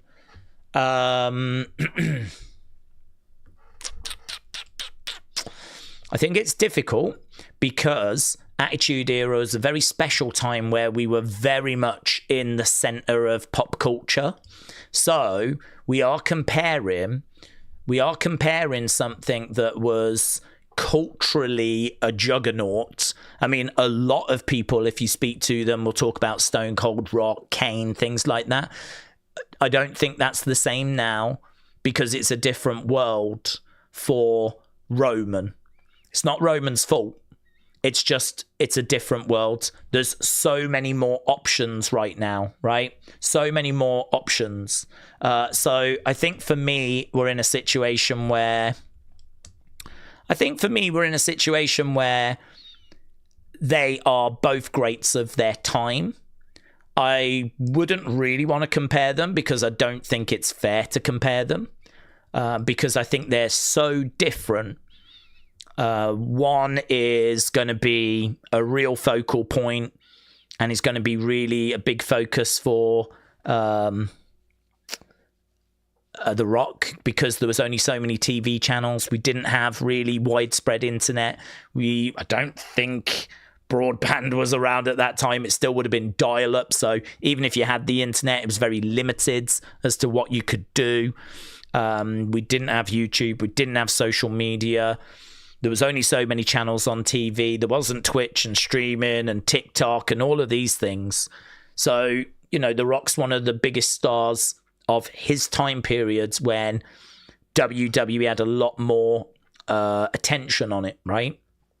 Whereas now, financially, it's really successful, but it's hard to be mainstream now because everyone can do what they want to do. If you want to just read Kindle all day, every day, you can do that. If you just want to watch people streaming video games, you can do that. If you just want to watch cat videos, you can do that. If you just want to play Fortnite, you can do that. If you want to play Minecraft, you can do that. As a result, it's so hard now for WWE to get the same amount of attention. So I think it's apples and oranges. I mean, you put Rock in this generation and he's going to find it harder. But you put Roman back in the Attitude Era and he's going to get a load of spotlight. So it's completely different time. So as a result, I mean, Rock is clearly the bigger star because of that and because of his movie career that he's had after. So he's got a bigger following on social media, and, you know, he's nearly a billionaire, and, you know, he's got like a vodka company or tequila company or whatever, and Papa Tui, and, you know, all these kind of things. So, I mean, it's undeniable that he is a bigger star right now than what Roman is. But Roman is the biggest star of this generation. So he can't really do much more than that. I mean, he has reached the mountaintop, just like The Rock did in his generation. So they're both the kings of their generations, if you will. I mean, Stone Cold would have something to say about that in regards to The Rock, but I think it's not unfair to say that The Rock got to the very top of his generation as well, as so did Stone Cold. So make of that what you will. I don't think it would be fair to say one was bigger than the other. Miss Dell Jr. said, Daze, the last time WWE was in Atlanta was for Evolution. Saturday night's main event and WWE Bad Bloods. The crowd were loud during those shows, especially Punk McIntyre match and Cody Rhodes. Thank you, buds. Tyler said, Daze, how are you? I'm good, thank you. I was just thinking that I think Charles Robinson should go in the Hall of Fame. Do you think he'll go in this year or in a few years? I think it's difficult, isn't it, with refs and people like that, because we don't necessarily honor those people at that show. So it's really for wrestlers. I mean, there's a lot of like referees that could go in. There's a lot of cameramen. I mean, Stu, the cameraman's been there for like 30 odd years. You know, there's a lot of people like Kevin Dunn. I mean, think of all the stuff Kevin Dunn did. He should go in without a shadow of a doubt for being like, you know, the director, basically, the head of production. He was the guy in the truck that was basically the Vince of the camera work, the presentation, you know, what actually got filmed, the camera cuts, all of that stuff, the pyro, or the whole presentation of it. That he was the Vince of that. He still answered to Vince, but that was his world. And he was in that position for like, I don't even know, 40 years, 35 years. So Kevin Dunn should absolutely go in. Bruce Pritchard should go in. Charles Robinson, you can absolutely put in. Earl Hebner should go in. Mike Chioda should go in. Michael Cole should go in. I mean, it goes on and on and on and on and on, doesn't it? So it's just difficult because, I mean, we put Mean Gene in and we've put Howard Finkel in. So, you know, we have put people in like that. But the priority for WWE is the wrestlers. I think it would be nice to have a sort of non-wrestling inductee every year. And then that way, you know, we can start working through some of those more behind the scenes. Because, I mean, I don't know, they might have a makeup artist that's been with them for 30 years. They might have someone that works in HR that's been there since 1978. Do you know what I mean? I have no idea about, like, the behind the scenes personnel. They might have, you know, this Silphis guy that just passed away. I didn't know about him. But he was like a key person within the company and had been there for like 30 odd years. Apparently he got furloughed and recently passed away. He got furloughed in 2020. Don't think he returned after that. And then he recently passed away. And, you know, they think enough of him to put a graphic up at the end of the show. Triple H put a video out about him. Apparently a key person behind the scenes. Not a name I'm familiar with, actually. I've not heard of him. But they did show an interview of him actually sitting down talking about how he filmed certain things. So he has appeared in those kind of home video documentaries before. So yeah, he is someone that is, you know, I think there is a lot of those people that should be recognized, but we have to be truthful in saying that those aren't really people that tend to get recognized that often. It's really, really rare for us to kind of recognize those non-wrestling personnel. So Charles Robinson, I'm sure he will go in. Whether he gets an induction, I have absolutely no idea. I certainly don't expect it to be anytime soon. Again, when we look at a list of people that need to go in, I think he would be, on it, but right at the bottom, towards the bottom. I mean, they are prioritizing wrestlers. And this is where I disagree with WWE, because for me, I would have a backstage personnel award, a sort of non-wrestler award, where every year you can put one of those people in. That feels like the right thing to do. I like the match idea that started last year. I think that feels like the right thing to do. And I like the reduced class as well, because I think everyone should have time to speak. I do think there should be some sort of limit on that time. Triple H took the P last year, right?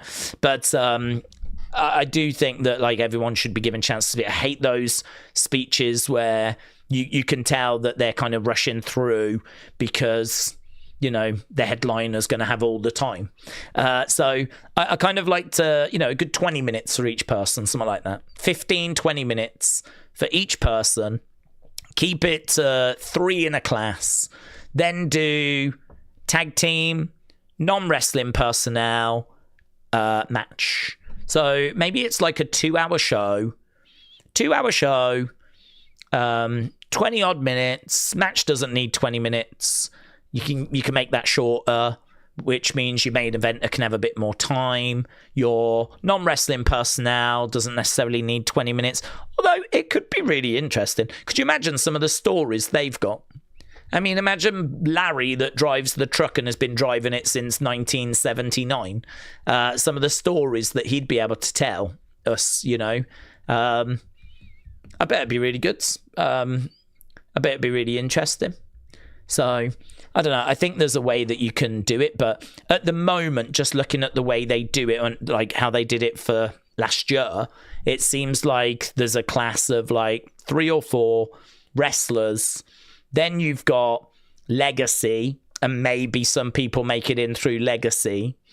Lord Alfred Hayes went in through Legacy. So Luna Vachon went in Legacy. Kamala went in Legacy last year, which I never understood. But, it's probably to do with the fact they're no longer with us. I'm guessing it's to do with the fact they're no longer with us. So it could be that some people end up going through Legacy, because I feel like a lot of the classes are aimed more at wrestlers. But I mean, Charles Robinson, if we're going to dial in on him, has been around for so long and he's done so much. I don't think there'd be too many people down on if he took one of those spots. I wouldn't be down on it. It's just realistically, can we see them doing that rather than putting a wrestler in that position? I think they're going to be very focused on wrestlers. So, yeah, not something I necessarily agree with.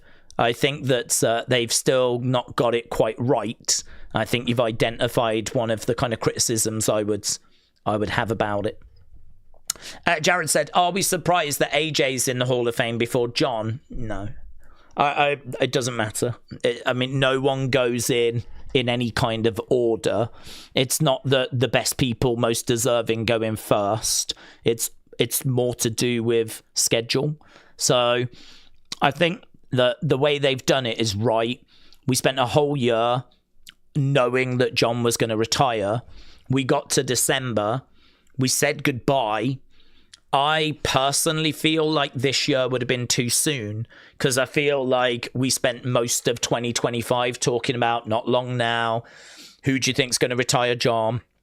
I feel like we've just spent a whole year talking about John, building to his retirement. For me personally, I don't need the Hall of Fame thing now after having such an intense year-long goodbye, right? So for me, let's kick that can down the road a little bit, because we should have loads of time. I mean, Cena can go in next year. He can go in the year after. He can go in the year after. A couple of years after that, we can put in one of his matches. Do you know what I mean? Like, we've got plenty of time. So I don't really get the rush. I never understand the rush. I never understand that, oh, it needs to be now. I do understand that it's good to do it whilst people are with us, and we never know when people are going to pass, but I don't think you can really use that as an excuse. Do you know what I mean? Because if we are going to use that as an excuse, there's probably quite a few old timers that we need to prioritize desperately now then. You know, we could probably look at a list of people that are not in, that are towards, you know, that kind of 70, 80 type range in age. And we should prioritize them if that is our concern, because they're more likely to go before John Cena is. So I don't really understand the rush. I don't think you don't know when they're going to pass away argument really works. And so for me, I've just spent a year saying goodbye to John.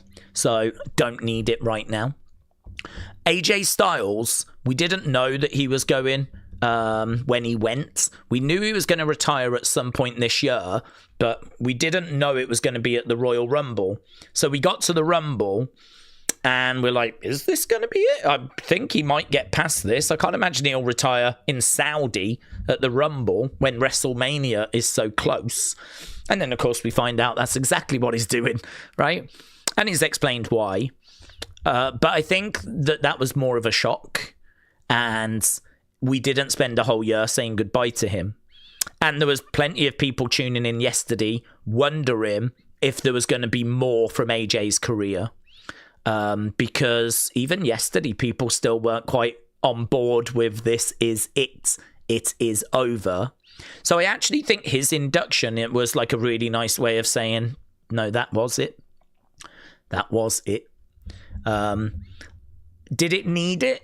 I do feel like it needed something, yes. I do feel like it needed something. Because that uncertainty was hanging in the air. People were like, is this it? Is this how it ends? Is the show just going to end?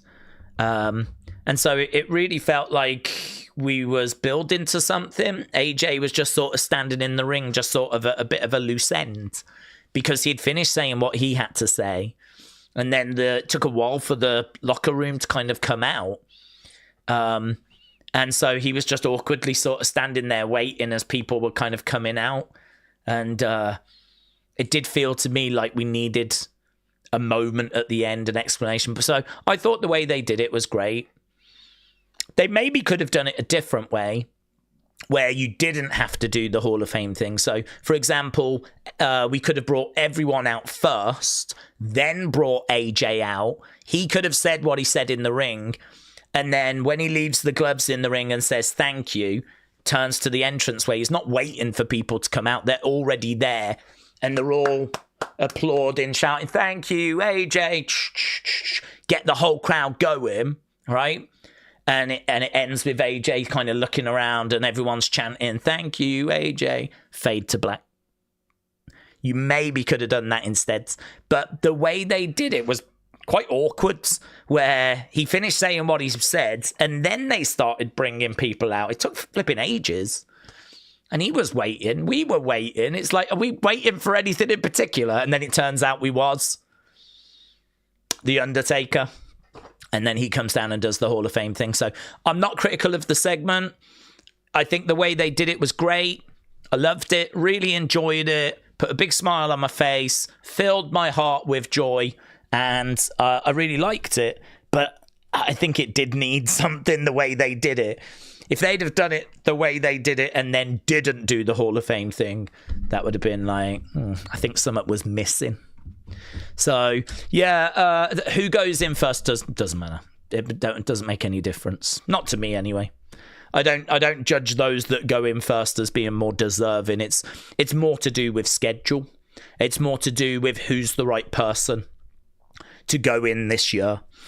Where's WrestleMania? Is there anyone from that area? Does it connect in any way? That might not be possible when it comes to somewhere like Saudi. But, you know, if you're going to do, you know, a certain place like Tampa, then you might want to go with someone big from Florida, Tampa area, you know. For example, that would have been a great year to put Hogan in if he wasn't already in. than, you know, doing a WrestleMania at Tampa. So, you know, it's more to do with that. And it's more to do with, is your schedule free to be there on that Friday night? Like, can you attend? And I don't know. I mean, WWE might even put feelers out for certain people. I'm not sure. I don't think AJ knew. I certainly think it was a surprise to him. I think they just sort of presumed he'll be free. He'll be fine. He'll be free. But yeah, I think, like, for me, it's more about schedule than it is about who's most deserving. Real Russ, shout out to you, said evening days and chat. Hello, buds. Happy to be here tonight, and I'm excited for tonight's show. Should be good, yes. We were praised for it earlier when we did our little look at the preview. It looks, I think it's like 4 title matches. We got some other interesting matches. And actually, I mean, it's quite a bit that they're trying to fit into 2 hours. So it should be a night where it really moves as well. I am optimistic. Happy to be here tonight and for tonight's show. James, good to see you back, says Real Russ. We all say that, James. Peach and Love, says Real Russ. That's actually trademarked. Only Real Russ is allowed to say Peach and Love. So, Real Russ, thank you, my friend. Peach and Love to you right back as well. So, love that. Love the fact you've got a catchphrase. Get it on a shirt. And Nick Morgan said, what do we think about a 5 or 6 man for the WWE belts? Well, to be honest with you, not a massive fan, because I think when it comes to the WWE Championship, that belt should really be going on the face of the company. That should be the person that's the guy, right? And right now, the guy could be one of a few people, could be Roman, could be Cody, could be Drew. I don't mind Drew having it, right? So it could be one of those. But I think for me, like, it really should be going on the face of the company. And I think if you're going to be that person that's got that belt, I'd like to see you winning it in a singles match, proper, you know, one-on-one, going into the deep waters, real great contest, back and forth, close pinfalls, all this kind of stuff, you know, those fantastic kind of Mania matches, singles matches, one-on-one, may the best man win. You know, I'm thinking Hogan Andre, thinking Hogan Macho Man. You know, you can go through the years, think about those incredible singles matches, and you know, we're going to figure out who is the right person to be the world heavyweight champion. Not only that, the WWE champion, the belt that goes all the way back to the 1960s. Who is this generation's Bruno? Who is this generation's Hogan? Who is this generation's Stone Cold, Rock, Cena, Roman, Brock? You know? So I think for me, when it comes to, like, should we just chuck 5-6 people in there and, you know, have a chaotic match? I think there is place for that in WWE. I think you can do that for a mid-card belt. Hell, you could probably even do it for the World Heavyweight Championship. But I don't know that I necessarily want to do it for the WWE title. It's not something I'm, like, down on. It's not something that I'm like, really, no way, not over my dead body or anything like that. It's not like I feel that strong about it. But it's just not my preference. I like, and certainly at WrestleMania as well. I mean, WrestleMania is, you build up a big babyface, you build up a big heel, you smash them together. It's dream match territory. It's Hogan, Ric Flair. Do you know what I mean? It's that kind of a vibe. It's Bret Hart, Shawn Michaels having an Iron Man match for an hour. It's, let's get this sorted. Who is the best man? And when you have a triple threat, a fatal 4-way, a 5-pack, a 6-pack, there is a real big luck element that's in it, because obviously you can be the best wrestler, but they can all gang up on you. You can get thrown into the barricade, into the ring steps. You can get buried under a load of ladders. You can have a commentary table tipped on top of you. And, you know, we're not so much crowning who the best person is. It's more just a big mess. It's just a chaotic mess. And that can be fun. I mean, I'm not down on it. It can be fun. We've seen some really fun matches, 5-pack challenges, 6-pack challenges. But do I want that for the WWE Championship at WrestleMania? Not really. If I've got a choice, it's not my preference. I'll do it for a mid-card belt. I'll do it for tag belts. I might even do it for the World Heavyweight Championship, as I said, but I just don't really want to do it for the WWE belt. So I find myself naturally gravitating towards singles matches for the WWE Championship.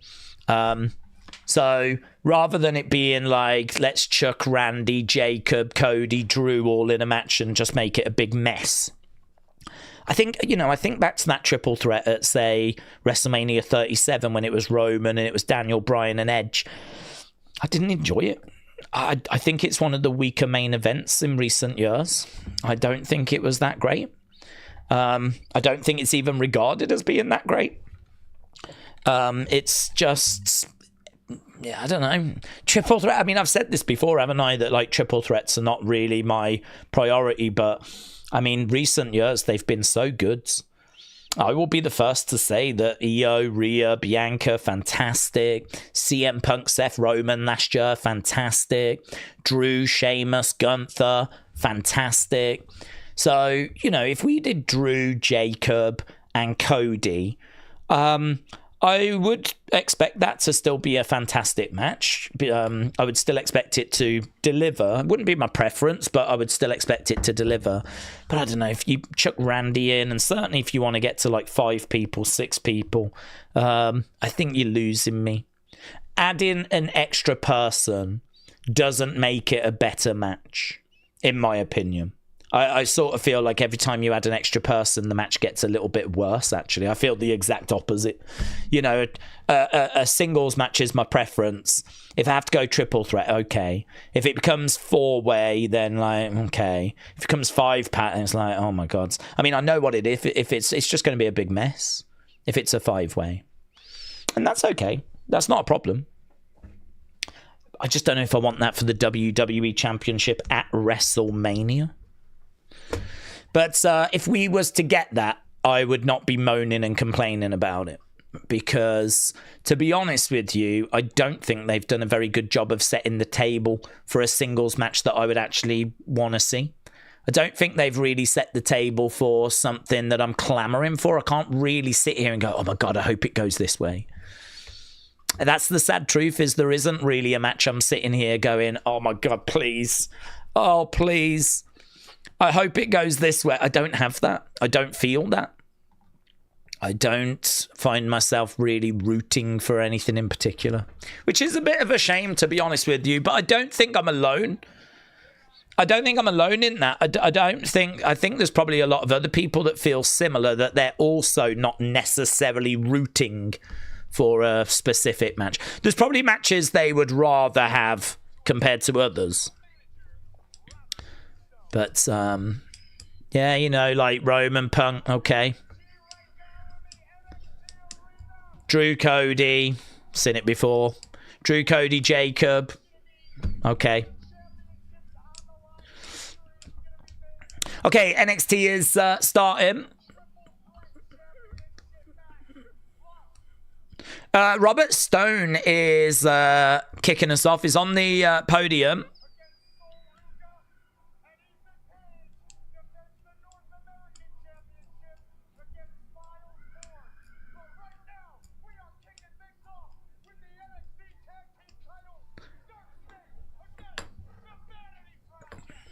Okay, Dark State Vanity Project is going to start us off. So Robert Stone, very fired up. He was on the podium.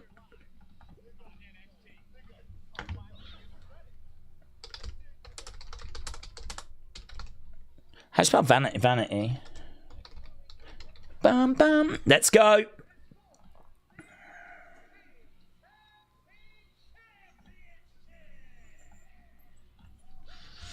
Vanity Project making their way down to the ring.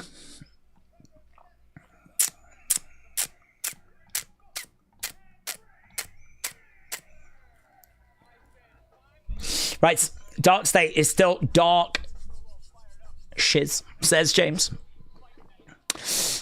New tag team titles today, says Davids. What, you think new tag team champs?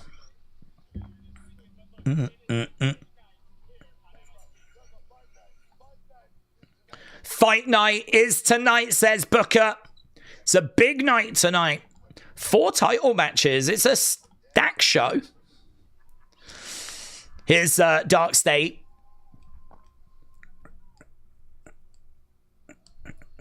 Okay, not coming through the crowds.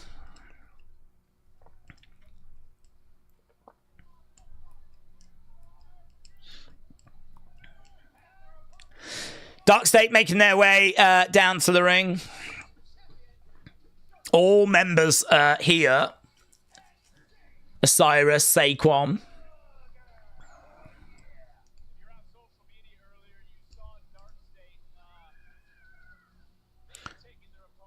Dun, dun, dun, dun, dun, dun, dun.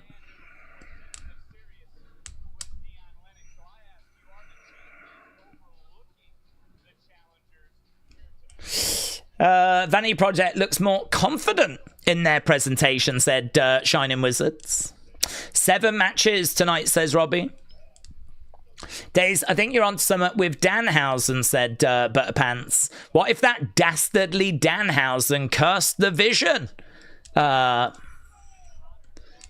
be interesting.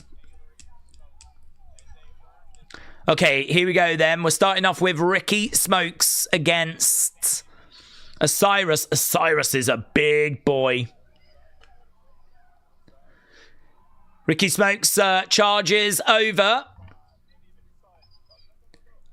Collides into Osiris and he goes down. Osiris picks up Ricky. Ricky goes over, tags in Brad Baylor. Vanity Project trying to work together, but no joy.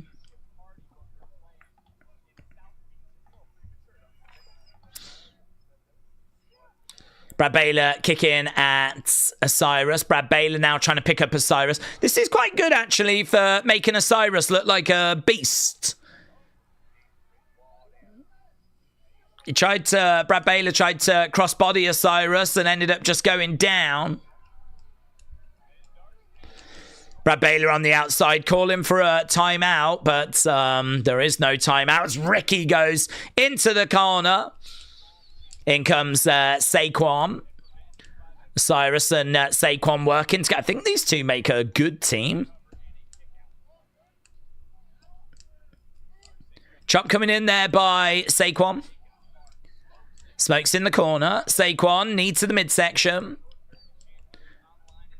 Osiris is in. He picks up Ricky. Saquon. Leg drop. Going for the cover to kick out.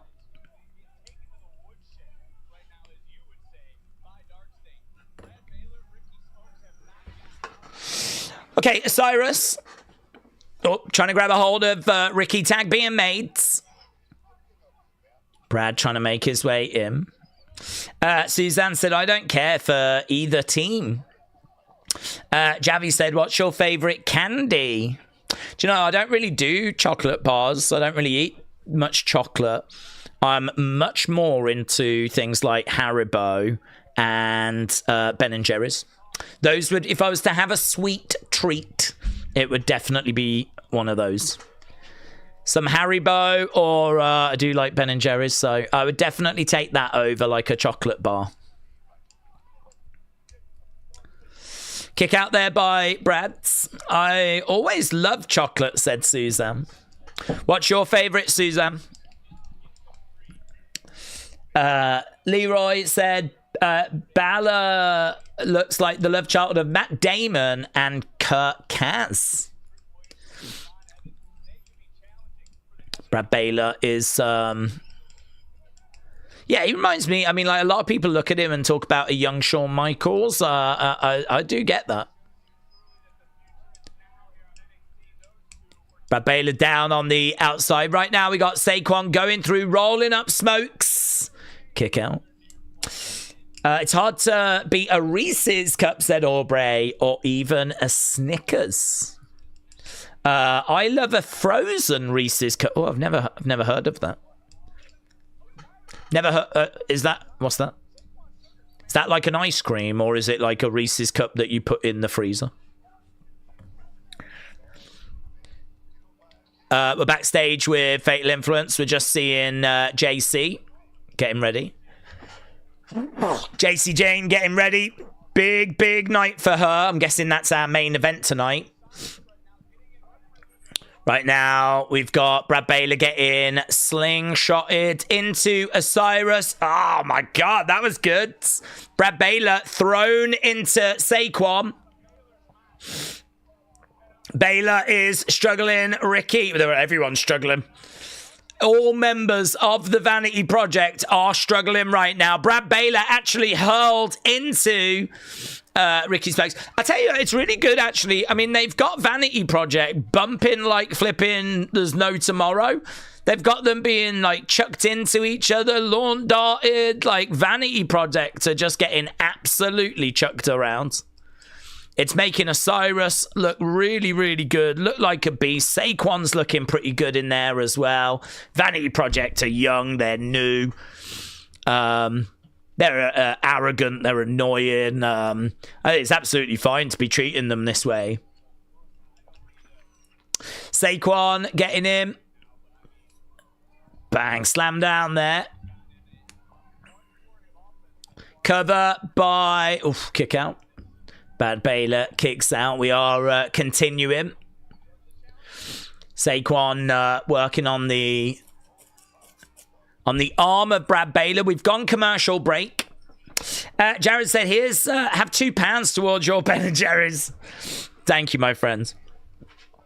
They are really expensive, aren't they? Do you know I last year put in an order for about 15 pots of Ben & Jerry's? Just so I could have them in the house and, you know, once a week, just have one. They're pretty much gone now. But, yeah, I was getting them off Amazon because they were like £3.75 rather than £6. Expensive. But £3, you can find them for £3.75. They were on, I think some are still on Amazon at that price, actually. So, Jared, thank you. That will go towards my B&J fund. Saquon right now trying to reach out to Osiris. Wrestle with Andy said, "Is he dressed as the Repo Man?" Oh, my God. It's been too long. We definitely need a Repo Man tribute. Yes, he is. You're absolutely right. He needs to come down with the tow rope. And he needs to steal Macho Man's hat.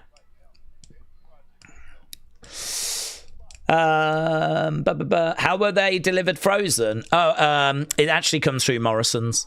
So if you order food from Amazon, it comes, they've got a thing with Morrison's. So it was a Morrison's truck that arrived. And the guy looked at me strange because he was like, "Just the one crate?" And I was like, I don't know how many crates it's in, do I? And when he pulled it out, it was just nothing but ice cream. It was like...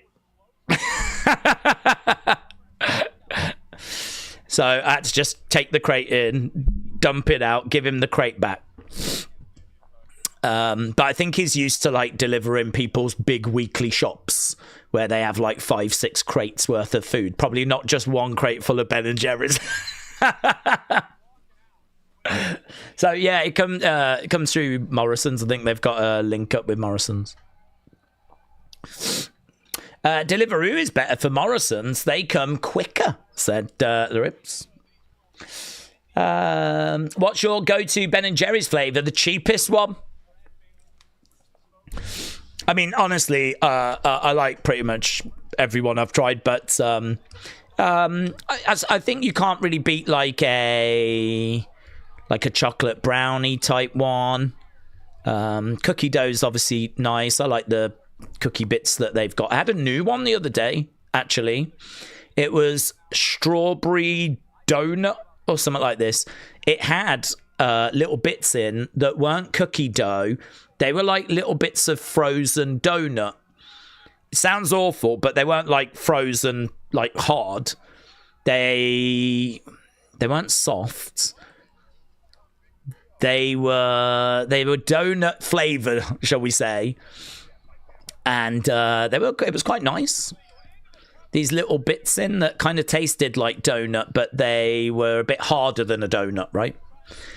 Mixed in with the ice cream. And the ice cream was like, I think strawberry with like a strawberry sauce. It was a new flavor. Never seen it before. I think it was called strawberry donut. So yeah, it was quite nice. It wouldn't be like my favorite flavor or anything, but yeah, that was nice. Cookie dough is always nice. Fish food we normally have in the house somewhere. Oh, actually, do you know what my favorite is? There's a banoffee one, which is banana flavored ice cream with like toffee sauce in there. It's really nice. That it's got chocolate chunks in it as well, so it's banana, it's chocolate, it's toffee. That's good. Naomi would love it. Brad Baylor still working on the arm of Saquon. Saquon trying to get over to make the tag to the big man, and he does. Osiris is in. Oh, here we go. Look, hot tag maids. Hot tag maids. The big man in. Against the ropes. Oh, mate. Down go Vanity Project. Big crossbody there by Osiris. He's grabbing both Vanity Project. Picks up Brad Baylor. Choke slam. Choke slams Smokes on to Brad Baylor. 1, 2. Ricky makes the save. I mean, what I'll say about these guys is they are really putting the work in. Like, they are really putting the work in, and they are really... Like, they're getting absolutely beaten up, but they're really not giving up. Digging deep. If they lose, they will have lost, given everything they've got. They've took a real beating. Lovely schoolboy. Nice pin by Smokes. Kick out there by Osiris. It's the kind of performance where they're getting absolutely murked, but they're just hanging in there, and they could pip it at the end. I don't think they will. I think it'll be Dark State retaining, but... Oof. Cyrus driving his shoulder into the midsection. Vanity Project getting chucked to the outside. Brad Baylor into the corner. Here comes Saquon. Ooh. Drop kicking into Brad Baylor. Saquon going to the outside. Saquon is up. Brad Baylor on the shoulder. Big drop kick. My God. Big drop kick. He was on the shoulders. 2. Foot on the rope. Jackson Drake gets involved. Cutler's coming round. Look at the size of Cutler compared to Jackson Drake. That is going to be a bit of a problem for Jackson Drake. Dion Lennox. My God, now we got a crossbody. This is chaos. It's chaos. Tony D'Angelo. Tony D. Oh, my God. Tony gets involved. Brad Baylor. 1, 2, 3. Vanity Project. Vanity Project have done it. Oh, my God. They hung in there. They got absolutely battered throughout this whole match. They've hung in there. They've been absolutely murked. And then Tony D has just cost Dark State those tag team titles. My God. Wow, what a way to start this week's episode. I love Vanity Project as well. I think they're so much fun. I'm really pleased for them. Dark State have got a Tony D problem. And, yeah, I mean, this thing just went into full-blown chaos. Here's Tony D getting involved, smashing Saquon into the edge of the ring. Brad Baylor goes in, and we have got brand new NXT Tag Team Champs. Yeah, it's a new landscape. It's a new era. It's the Vanity Project era. Vanity Projects have arrived. I really, that was fun. Honestly, I did not expect that. I did not expect that.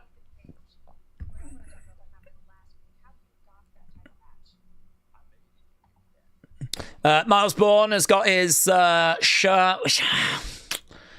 Not sure about it. That Miles shirt is not it, says Alex.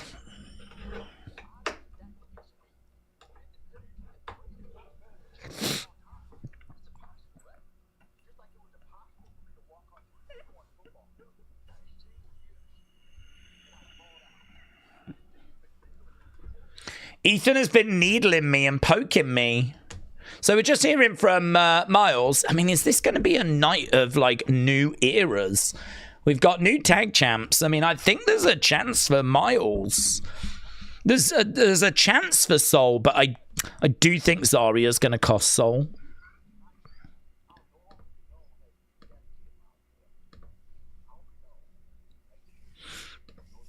I won't be known as the Deaf Kid Miles Bourne anymore. I'll be known as the new North American champion. Right, Keanu Carver's making his way down. So we're just going to a standard match now after the chaos that was that opener. Oh, it was a real battle, that was. And honestly, they were hanging in there. Here's Keanu Carver making his way down to the ring.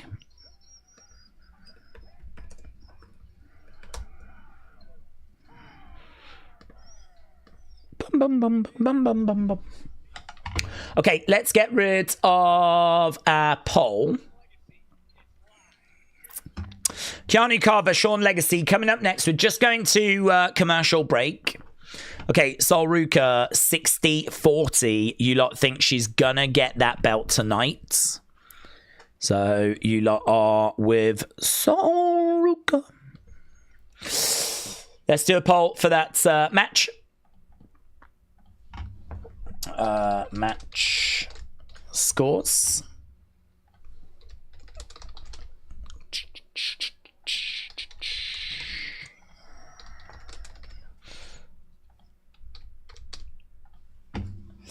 Miles must have selected generic NXT starter shirt option 3, says Sean. That was the weakest slam from Tony. It didn't look good. And that is how they lose, says Wrestle Rants. Matty O said, I think they said Miles and Ethan is going to main event. Oh, did they? Ooh, well, that's interesting. That does make me think Jacey's got more of a chance of retaining then. If she's not closing out the show, then are we going to get a new champ with, you know, that match not being the main event? Does that increase the chances for Miles? I would say it does. Miles Bourne always brings up his hearing impairment. Even when he's banging on about it not defining him, he's always on about it, said Shining Wizards. Duran said it'd be funny if the NXT crowd started chanting Oba when he walks to the ring. Oba, Oba, Keanu, Keanu, Carver, Carver. You could do Carver, Carver, Carver. King Notorious, shout out to you, my friend. Thank you, buds. I really do appreciate that. King Notorious always being very, very generous. And, well, it'll go towards the channel. I'm not going to mention the chair. Because everyone's tired of me mentioning the chair. I'm tired of me mentioning the chair. Although it has now gone back down in price again. So, we won't even need to talk about the chair ever again. Very, very soon. So, King Notorious, thank you, my friend. I really do appreciate the support. I hope you're enjoying the action so far. Obviously, we are making our way towards Elimination Chamber. I need to get that set up, actually. I did my thumbnail for it last night. I'm not sure about the thumbnail because I created a thumbnail, right? I'll show it to you. I created a thumbnail and then I went to AI and I was like, can you just make this look a bit more impactful? Yeah. I only really wanted it to just kind of zhuzh it up. I just wanted it to, you know, pop a little bit more. That's all I was looking for, and it just completely changed it. Completely changed it. But I actually don't hate what it looks like. So I do have my thumbnail, but it is a little bit different to kind of what I would normally do. It is legit. It's not like a comedy thing. But it does look a bit like a video game. So at the moment, this is the thumbnail. I mean, I don't know, man. It is absolutely not what I envisaged. I just had a normal background. I had the Elimination Chamber graphic. I had CM Punk, Cody, Rhea, and AJ Lee, actually, on the graphic. And I was like, can you just make this pop a bit more? Can you make this look a bit more impactful? I don't know what you have to do. I don't know what you can do, but just do what you can. And then it spat this out. Next to Cody was AJ, and it looked nothing like AJ. So I was like, oh, I got to get rid of that. It looked nothing like her. I think that you can see that's Punk, Cody, and Rhea. They've come out really well, but the AJ one looked rubbish, so I just got rid of that. So that's what I've kind of ended up with. I don't hate it, you know. I don't hate it, but it's not really like the kind of thumbnails I normally have. So, I don't know. That's, if you want to know the kind of things that, you know, when I'm not streaming what I'm doing stuff like that. Still not sure about it. Because there's like a whole backlash to like AI, isn't there? People are like really down on AI.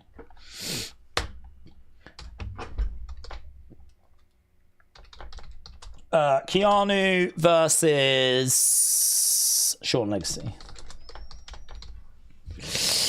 Should have added Becky. Do you know? Funny you should say that. I did. I can show you the one that it did with Becky.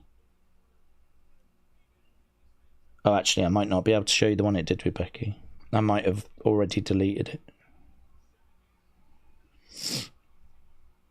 Oh, I deleted the Becky one. But it's funny you should mention it because I did actually have a Becky image that I tried to add to it. But it deleted the Becky one.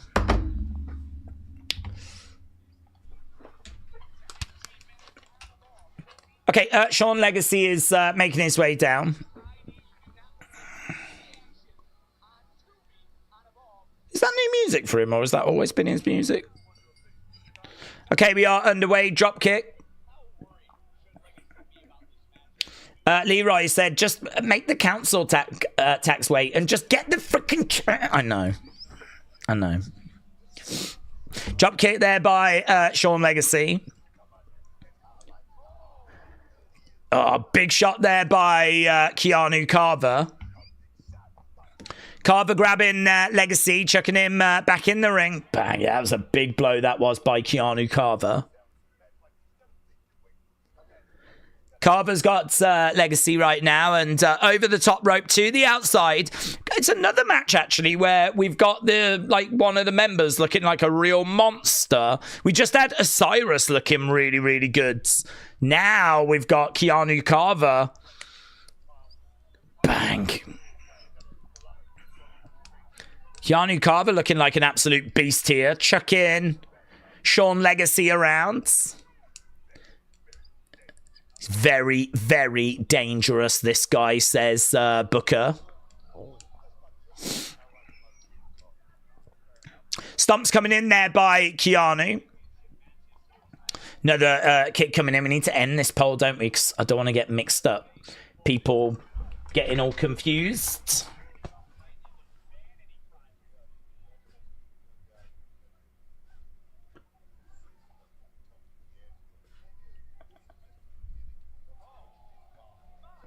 Okay, Great 61. Vanity versus Dark State. I did not expect title change. That is a real shock.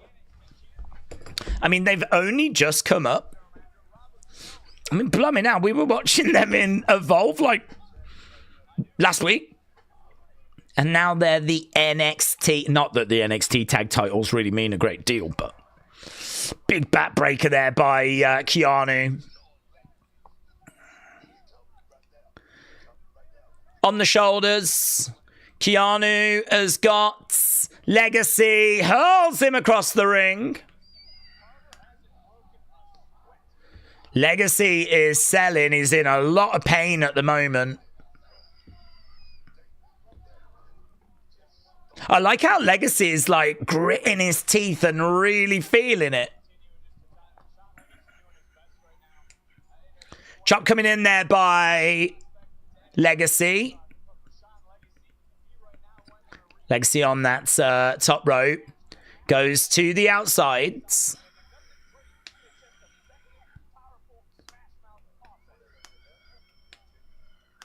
Keanu Carver getting on the outside. Carver's going to charge.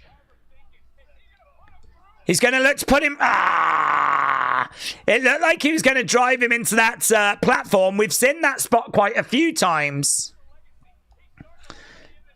Legacy with Carver. Carver being chucked in the ring.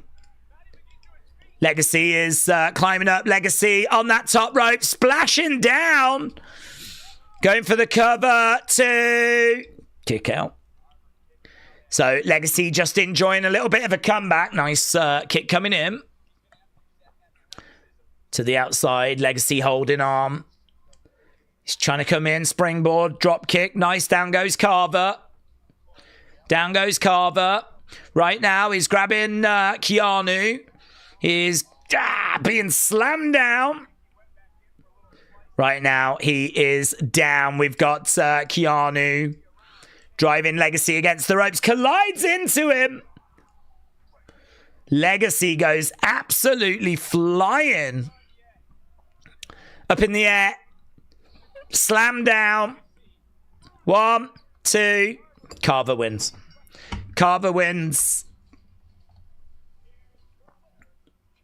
Let's get the poll. Fine, inoffensive. I mean, I don't think it's going to have set anyone's world on fire, but Keanu Carver looks good. Legacy tried to come back, but he was just too strong, weren't he?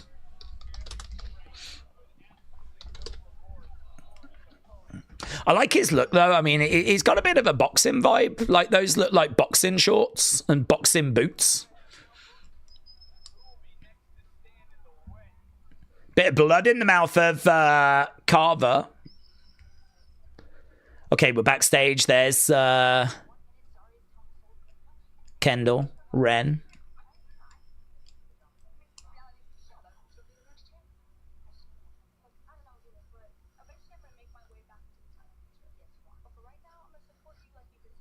I'm going to support you like you've been supporting me.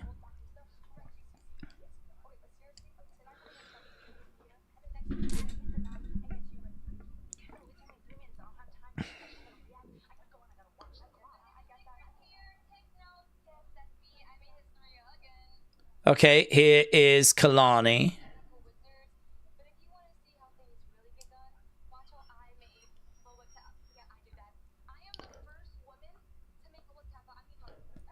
I'm the first woman to make Lola tap.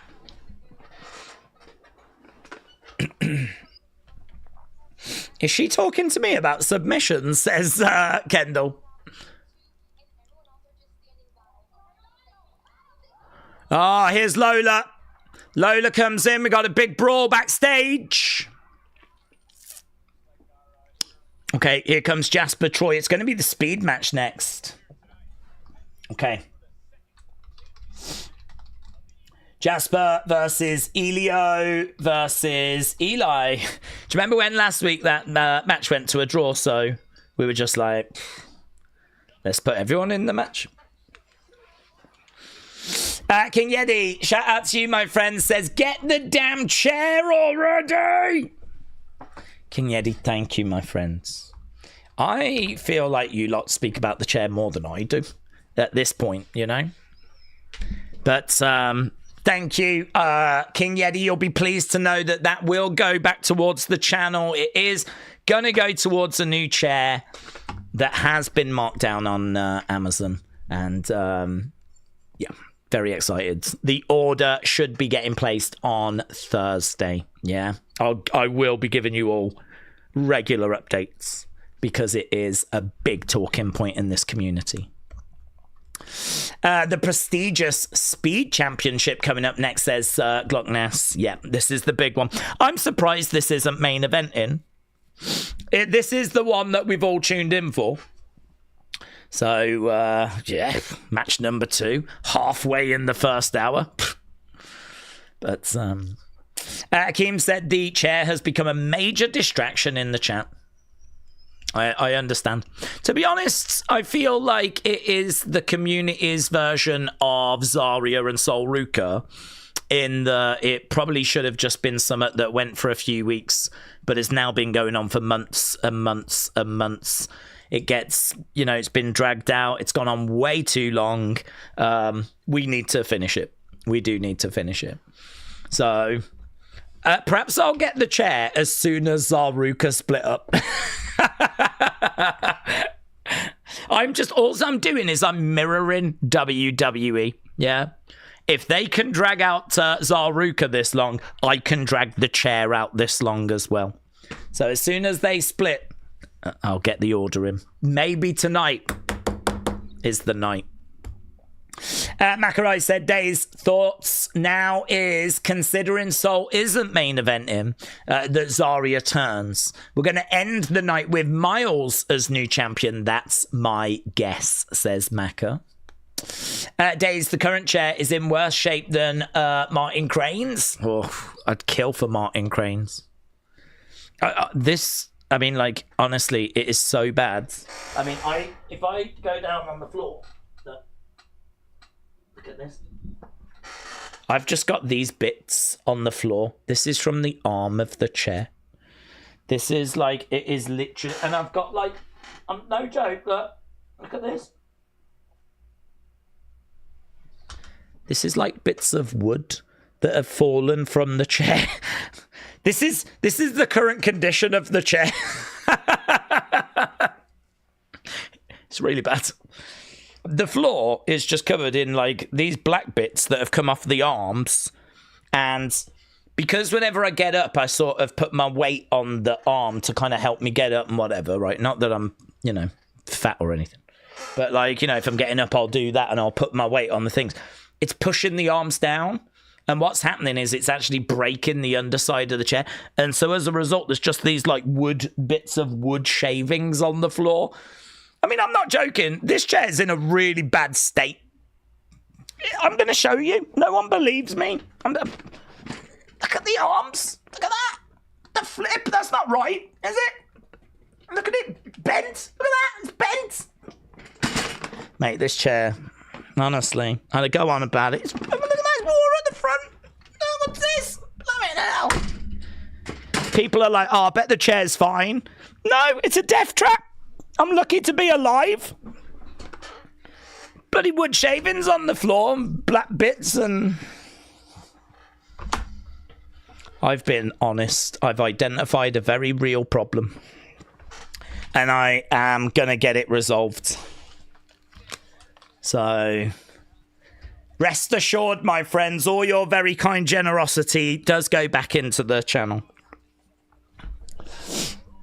At some point, I'm going to do that, honestly, to get out the chair, and it is going to break, and I'm going to go.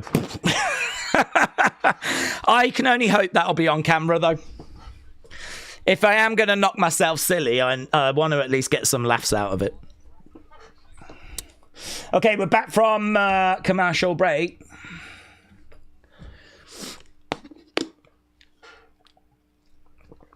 Okay, we've got the champ in the ring. We've got Eli in the ring. Here's Elio.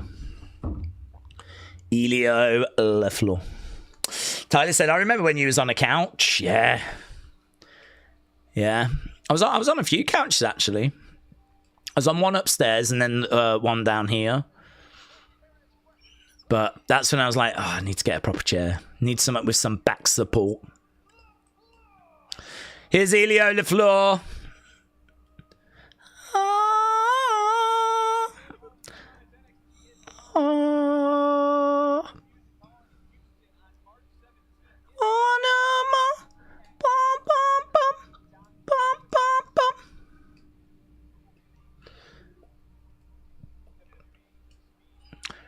Okay. I just can't place this music, man. I think the idea of the music is good with like singers and big sound and all of that. I just don't know that it's the right piece of music, but it's the right idea. Okay, here we go. We are underway as Elio in the corner. Elio down he goes. Crossbody gets caught on the shoulders. Picked up, hurled to the outside. Elio gets thrown onto Eli. Triple threat, 7 minute. We're just making up these rules.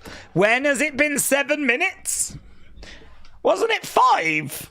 Well, it used to be 5, didn't it? Wasn't it like championship match 5? Have we made it 7 because there's 3 people in it? We're just making up these rules as we go along. Where's 7 minutes come from?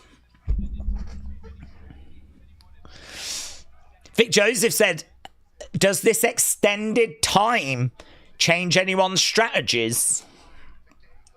So it looks like we've made it 7 because it's triple threat. But you watch, in the future, they'll do a triple threat and it'll be 5 minutes.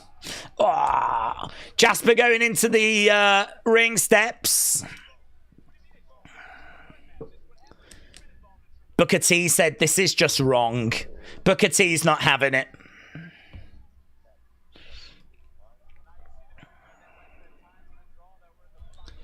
Over against the ropes.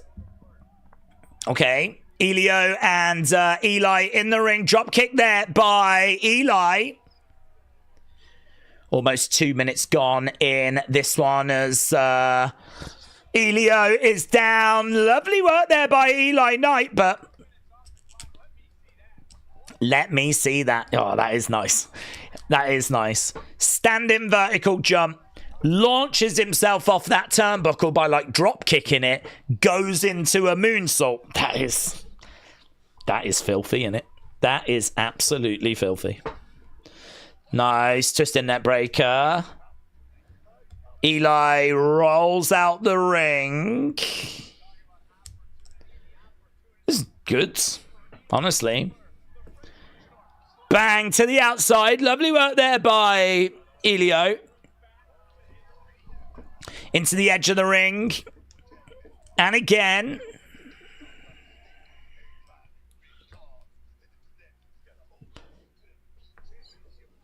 This guy is all about steak and driving. Did he say big cars? Okay, Jasper Troy getting back into this one right now. Ooh. Clothesline to the back of the heads. Jasper's doing a bit of selling at the moment. I hope that is selling and there's not an injury. Springboard drop kick. Kick coming in. Oh, Elio gets thrown into Eli. Gets grabbed. He's going for a ride. Picks him up. Choke slam. Down he goes. Going for the cover. 1, 2. 2 count. We're carrying on. We got just over 3 minutes to go. Elio comes in. Big boot. I wonder if 7 minutes is like the length of a segment or something like that. Like, I wonder if you can fit a whole match in before having to go to commercial break again. Because we haven't been to a commercial break during this match. I'm definitely here for that. Oh, that was betrayal. That was that was a great betrayal. That was great. Eli kind of backed out the way. Eli backed out the way so Elio could go to the outside, do like a suicide dive. As he started to go, Eli just murked him. He betrayed him. But there are no friends in a triple threat. Big man going up. Big man going up. Eli with a big boot. Elio, powerbomb. Down goes Jasper. Just over 2 minutes. Elio looking for a DDT. This match has been really good, you know. I don't want no one moaning about, oh, these speed matches suck. This has been great. Oh, nice. 1, 2. Kick out there by Jasper. Kick out by Jasper. Elio has been showing out. Eli has been showing out. Jasper's been there. Big man, strong man. Apparently he likes steak and big cars. We found that out about him. Kick coming in there by Elio. Eli goes down. Elio has got Eli. Eli in the corner going up on that top turnbuckle. Elio climbing up as well. Jasper Troy coming over. Looking for a Razor's Edge type move. Lands on his feet. Looking for a chop. Picks him up. Ooh. Coming in. Takes him down. Bang. Moonsault. 1, 2. Elio gets it. Elio gets it. I thought this was going to carry on, actually. We still had a minute or so to go. Elio LaFleur is the new Speed champion. Goods. Well, it was all action. It was some really good spots in there. There were some really nice moments. Look at that. Yeah, he hit a big moonsault, Eli, but he did a bit of a Montez. So, you know how Montez hits like a big frog splash and then he's too hurt to actually capitalize? Eli just hit a big moonsault and couldn't get the pin, and Elio just came in and stole it. Elio LaFleur is the new Speed champion. I think it's fine to get Jasper Troy out of that division, to be honest. Doesn't need to be in that division. Joe Hendry is going to be coming up next. Keanu versus Sean Legacy. Let's have a little look at... Guys, go, go, go. 45 minutes. We've had 3 matches. Go. We've had new champs. Let's go, go, go.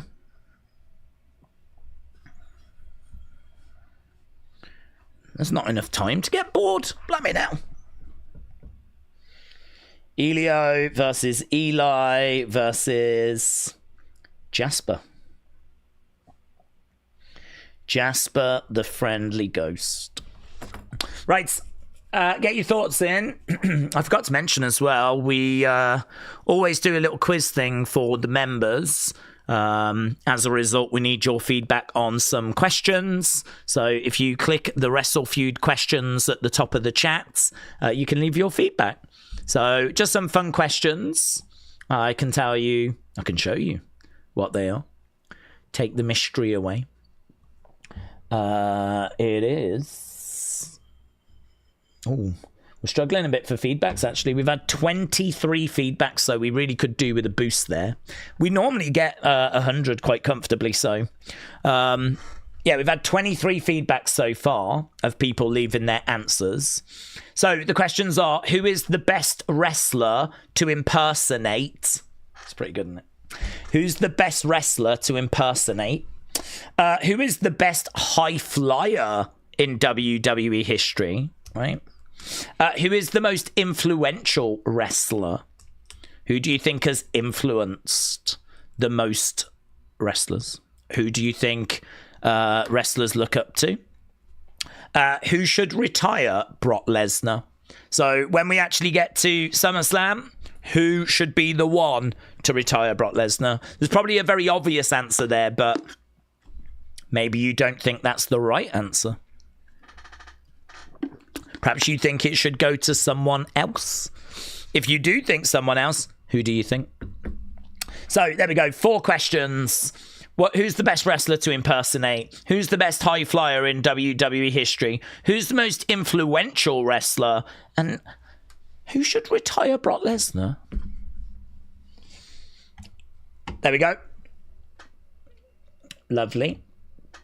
I think I did see Jared said what time are we starting on Saturday? Well, I always like to start 2 hours at least before the countdown show. So if the countdown show is up yet, then just go 2 hours before that. That'll be probably the latest that we'll be looking to start. Let's have a little look. If we go to YouTube, go to WWE, go to... Oh, they put the video up. Exclusive AJ Styles post-Raw tribute celebration. Nice. Okay, they have not put up the kickoff show countdown stuff yet. So I don't know what time that is. I don't want to guess. I haven't seen. Whatever it goes up will be 2 hours before that. Be there. King Yeti, thank you, my friends. King Yeti being very kind, very generous, and donating some Wrestling Daze memberships. So we did a member stream earlier today. We'll be back with our quiz tomorrow. Got a couple of people coming on. We'll be playing that. We've got our championship game on Thursday. We are going to look to sort of tweak over the members side, but we won't be worrying about that for a good few weeks at least. But yeah, there are a few little tweaks that I'm looking at making, taking it to 5 days a week rather than 3. But okay, we are back.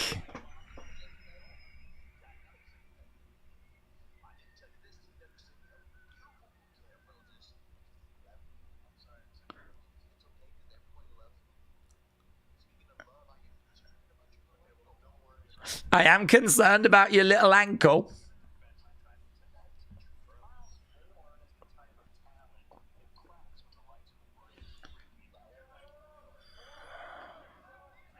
Here's Vanity Projects.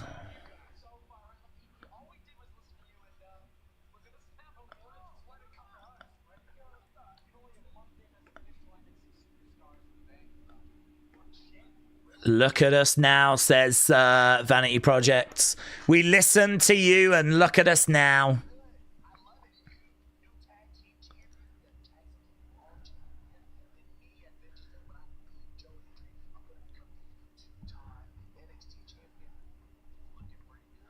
It's looking pretty good. But tonight it's about you, Ethan.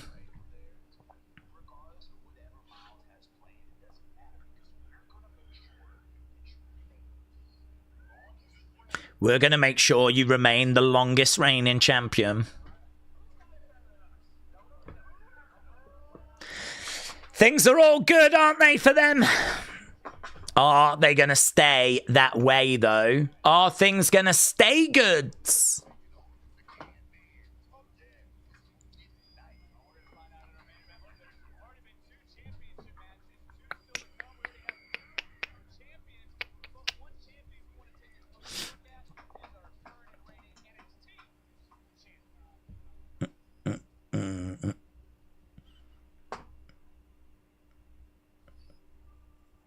Okay, we're just having a look at Joe Hendry.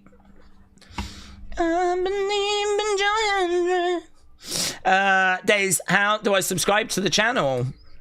Well, you just have to hit the subscribe button on the homepage. The members thing, it doesn't show for everyone. It doesn't show on all devices. But, so, like, being a subscriber, being a member, they're two separate things. Ricky Saints is going to use them to take the title off, Joe Hendry said, Humpty. The Beach Kevin said Ricky said his name and he didn't appear.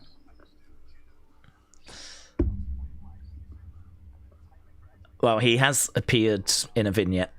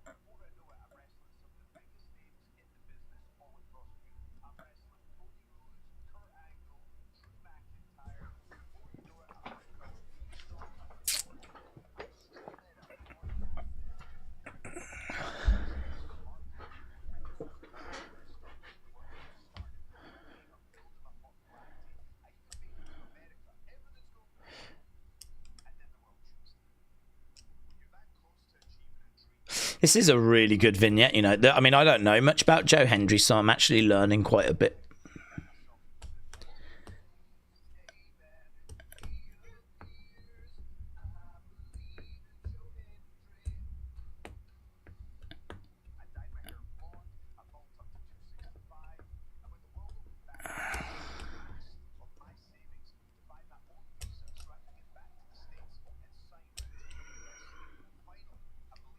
So he's talking about how he almost made it and then the world shut down. Good. That was good.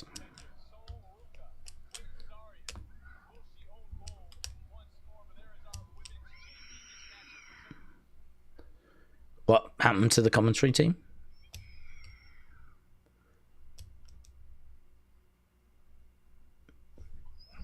What happened to commentary? Vic Joseph was talking and then he just went.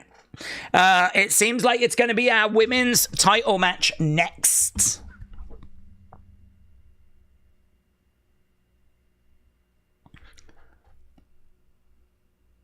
I don't ask you for much, right? We never talk.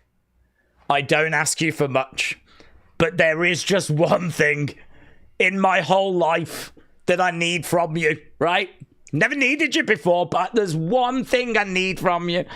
Dear God, please, please, let this be the end. Let this be the end. Please. Problem is, I'm in a basement. I've got no idea if he can see me down here. There's every chance that message just didn't get through. It's probably gone to an answer machine. But this could be the time. This could be it. Oh my God. I believe in the end of Saruka. This could be it. Shining Wizards. Fallon is a very attractive lady. Thank you. All messages go through Archangel Gabriel, so shout at him, said Sonny. Well, he better have passed it on. Honestly, I don't know if there's a backlog or something like this, but perhaps like a lot of our thoughts and prayers just kind of end up with him and never make it to the big man, you know? Oh, God, please, please. That was a decent package, said Jennifer. Our Father, who art in heaven, halloween by thy name. Please end this Saruka shiz on NXT. Amen. Dean said, I am praying to God, please break up this friendship. I know, please. Please. We don't need these two to be friends. They're awful friends. They're not even friends. They don't even like each other. It's a sham. It's a sham. It's an absolute sham. They are miserable together. Miserable. Oh my God, please.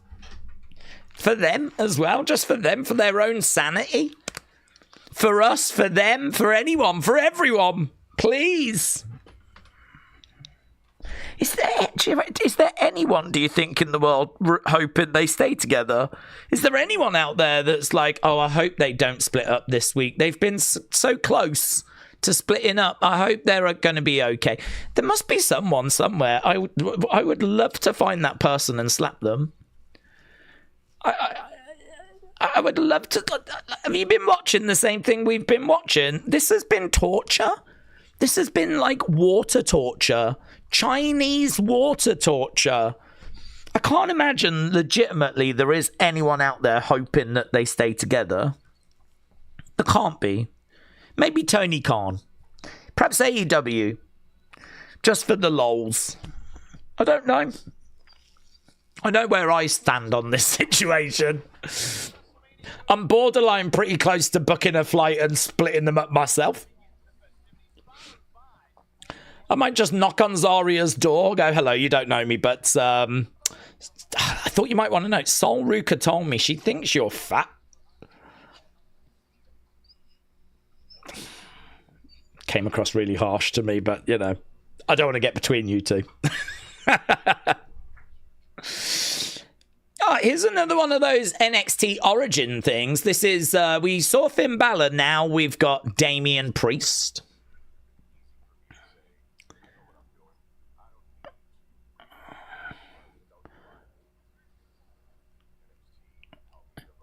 It'd be easy for me to say I know what I'm doing. I don't need to relearn anything.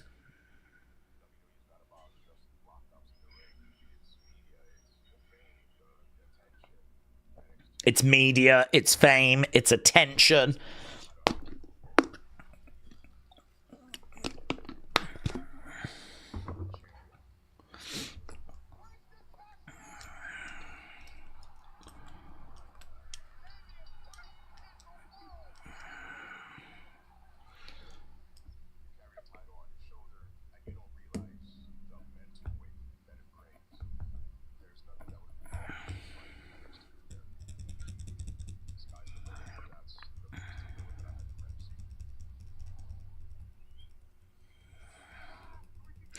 Okay, no, I kind of like that video package as well. That was good.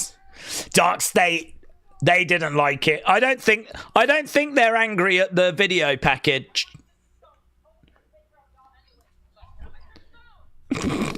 Lola's like, I don't know what you're getting upset for. Tony's going to take care of you guys anyway. Okay, here's Lola shouting at Robert Stone.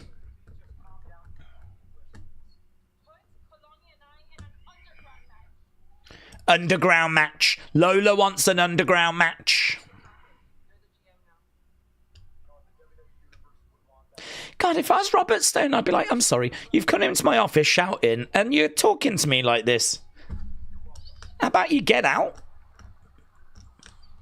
Get out, learn some manners, come and see me later. Rude, really rude. Some of these superstars are very, very rude.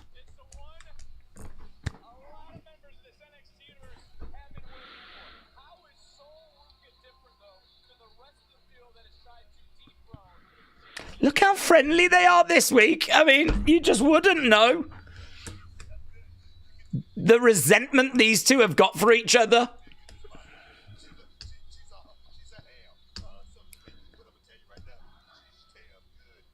I hate them. I hate them. I like them individually, but I hate them together.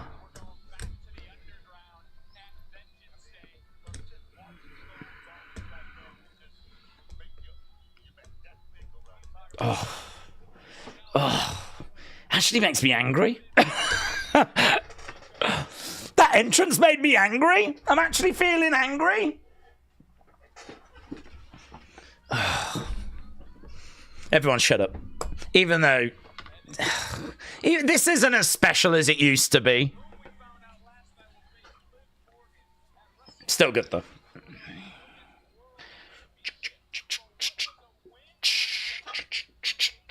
Blimey now. Is Fallon Henley wearing anything?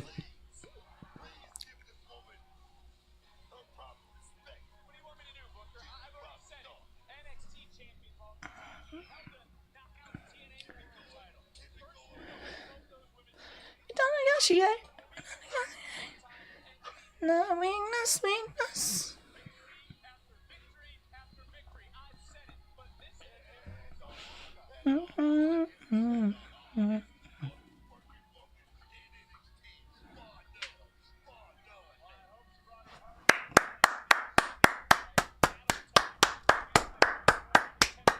Fatal Influence stands rise.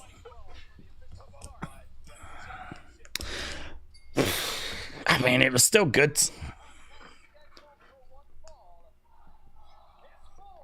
Mike Rome doing the entrances. I think Zaria's going to turn on Sol Ruka, says Boomers TV. JC versus Sol Ruka. Come on. I mean, look, I can't imagine, of all the watch-along channels, right? I can't imagine that there's really many, if any, that feel different to how we feel. I think WWE, if the turn's going to come tonight, are going to get a hell of a load of reactions they're not expecting. All you're going to see online is people going, come on! Yeah! Yes! God, they've split them up! Ah! Ah! No! We've done it already! We've literally just done it!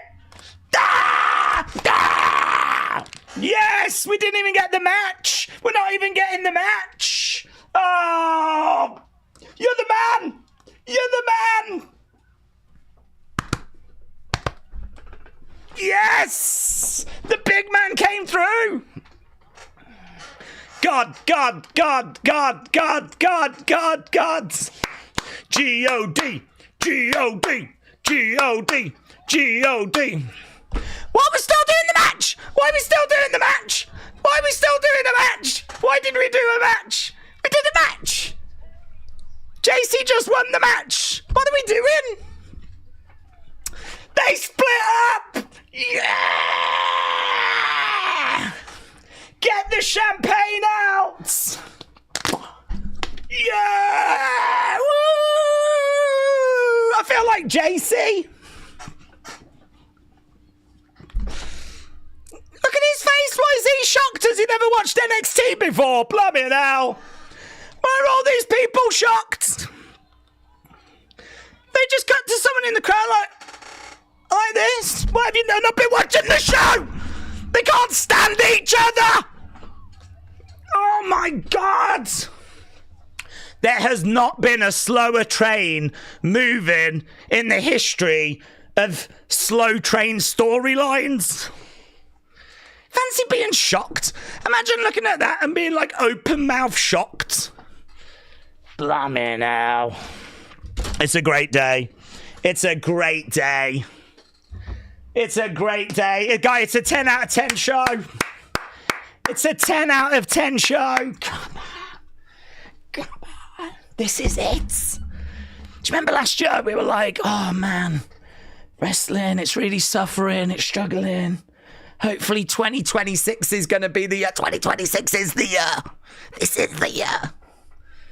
Yes. Come on, come on, come on. Oh my God, it's like Man United winning the World Cup.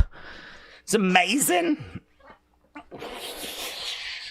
The champions. Bum, bum, bum, bum. Oh, so good. So good. I don't even mind missing out on a JC match. I still got the entrance. Blimey now. It's just dubs everywhere. Flipping dubs. Dub, dub, dub. Should we score the match? All time. Yeah, why did we do a match? People are saying fire the ref. Was it the ref? Did she go, you've still got to wrestle? I know you've just been murked, but you've still got to wrestle. Guys, so funny, isn't it? Because we were talking about if they do it, then they're going to have a load of reactions and people celebrating. And literally, as I was fake celebrating, they then did it, and then I really celebrated. Oh. I should have just put all time times 4, really. Sometimes there's polls that don't need the normal rules. Sometimes it should just be all time times 4. If that's not all time, I don't know what all time is. If that's not all time, I don't know what all time looks like. Oh. The air tastes better. Food is going to taste better. Water has never been so refreshing. Like, it's a new day. Yes, it is. I feel like Xavier. I feel like Kofi. I feel like Big E. It's a new day. We're back. We are back. Oh. I am so thrilled. Jared said, Daze, it's not even over. They'll be friends again by the end of That is so true. That is so... There will be a backstage segment later where they hug it out. You're right. You're right. This thing ain't over until it's over, right? Until this flipping show comes to an end, we still should not... No one celebrate. No one celebrate. We're just going to dial it back down a little bit now, because you're absolutely right. This is the kind of shenanigans that this company likes to pull. Yeah. By leading us down this path, and then we'll cut back now and they'll have a chat about it and they'll be like, I'm sorry. Do you remember she tried to spear her before and they made up after that? I mean, this is going to be a tough one to... It's going to be a tough one to come back from, but... I don't know, man. I have got good vibes that this time. And there's people out there saying AEW is better. AEW could never satisfy me the way that I've just been satisfied.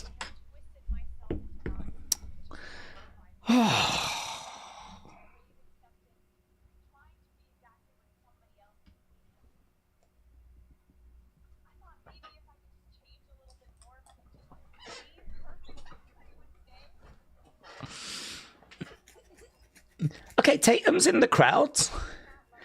She seems sad. No one should be sad. Didn't she just see what happens? Cheer up.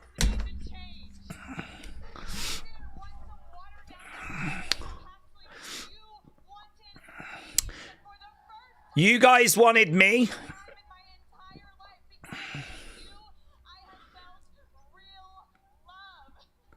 Respect, I tell you what, it takes balls to cut a promo in the crowd. Walking through the aisles, kind of actually talking with people all around you, like...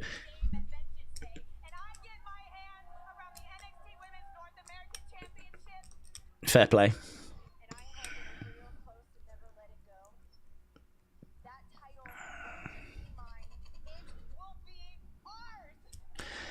That title, it won't just be mine, it'll be ours. Okay. Izzy, you're here. I've been looking just for you. Where is she? Oh, she's in the crowd as well. Blimey now. Oh, they're going to get at each other. They must have planted those few people. Lights out. Oh, we're going to Blake. So what's happened in the crowds? They must have planted those people. They do love those 2K cut into live.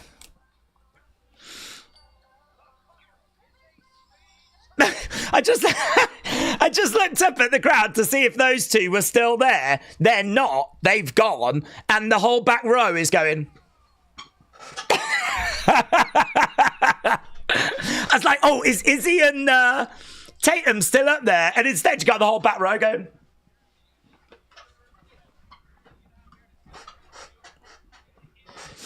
dancing away to Blake Monroe's music.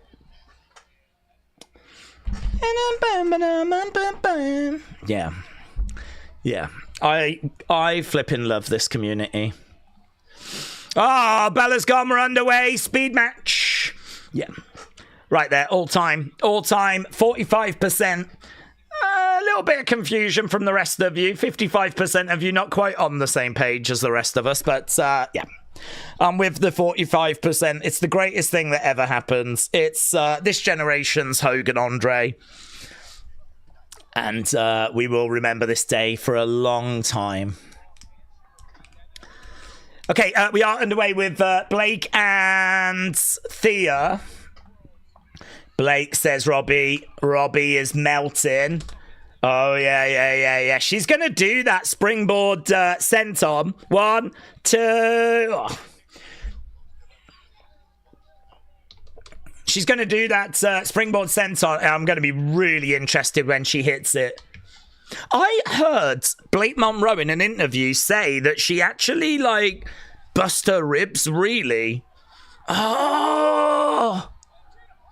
Jada Parker! Oh, swinging net breaker. Blake Monroe is beaten by Thea. Blake Monroe loses. Thea. Oh my God, this is the girl she just cannot beat. It's a shame we didn't even get the... I wish she'd finished her with that. Springboard senton. Blake looking over at Jada.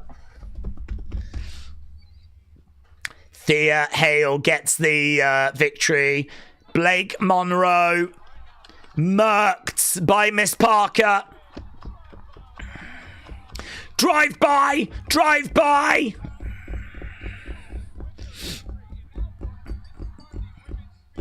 I'd love it if that wasn't meant to happen. I'd love it if that was another one where she was meant to kick out. Ren Sinclair against Nikita Lyons. The winner will go on to take on Thea Hale. It's going to be a Blake Monroe crash out time, says Jennifer. Jada in the entrance. Well, Blake's clearly going into a feud with Jada. I don't think it matters that Blake does not go on to compete for the Speed Championship. But it's probably good for Thea for her to progress. Okay, we're going back to Joe Hendry. Robbie said, what are we doing with Blake? She deserves better. Yeah, but does she need a speed belt? Does she need a speed belt? She's going to go into a feud with Jada, isn't she?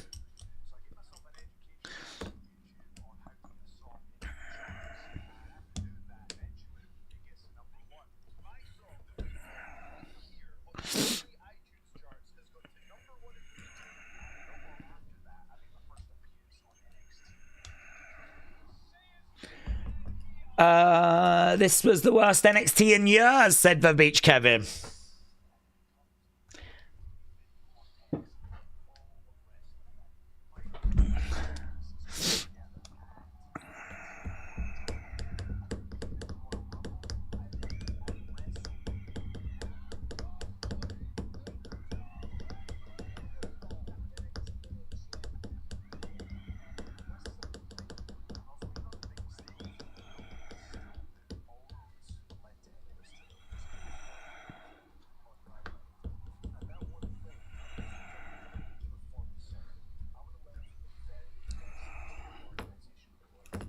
It's a really good video package, this, you know. It's really good.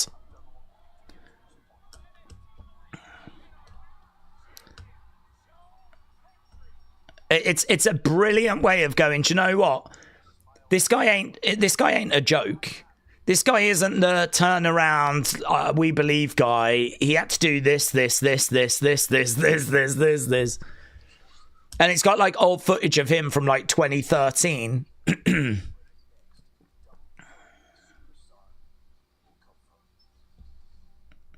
Yeah, it's brilliant. I don't connect with the turning around, we believe, say his name, he appears. I said I was late to that party. That started without me. You know, I was aware. That was the first thing I was aware of before I even knew anything about him. So I'm more interested in the guy behind that. I'm more interested. I mean, like, he did a more serious promo the other week. It was great. And those vignettes, great. Really do show me a bit more about who he is and the journey that he's been on. So, yeah, very good. Very, very good. Oh, this is what they needed with Joe, said WrestleWants.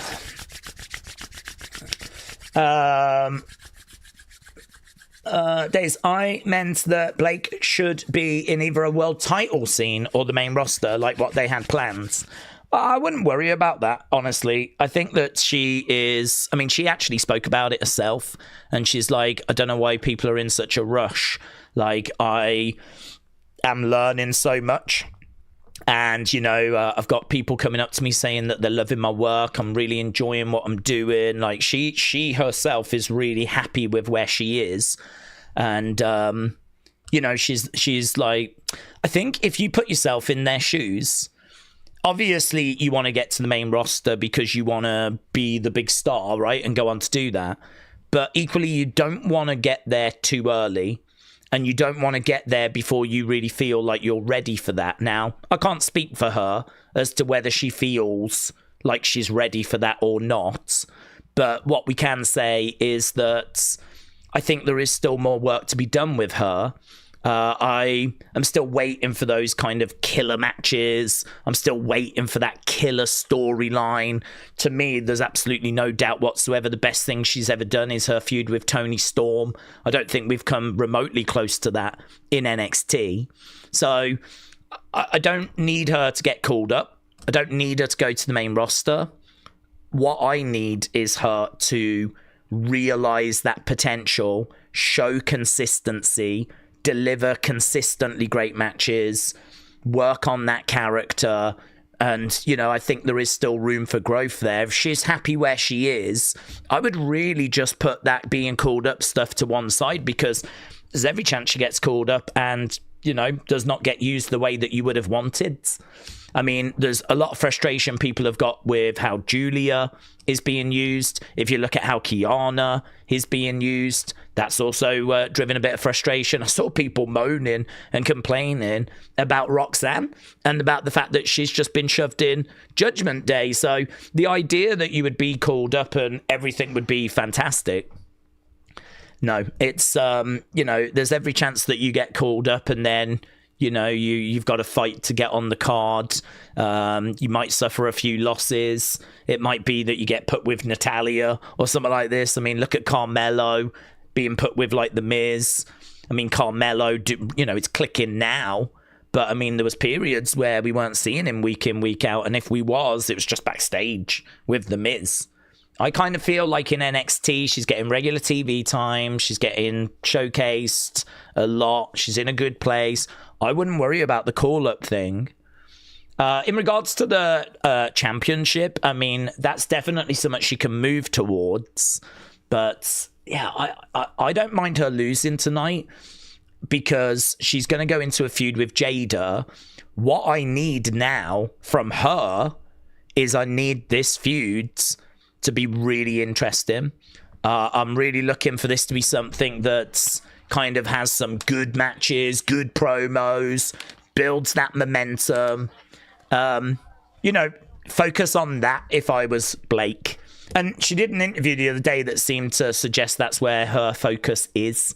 So I think if you're a Blake fan, you should be, yeah, encouraged. Everything's fine. I mean, it's not like she's been in NXT for like 3-4 years. So I think that we're in an all right place.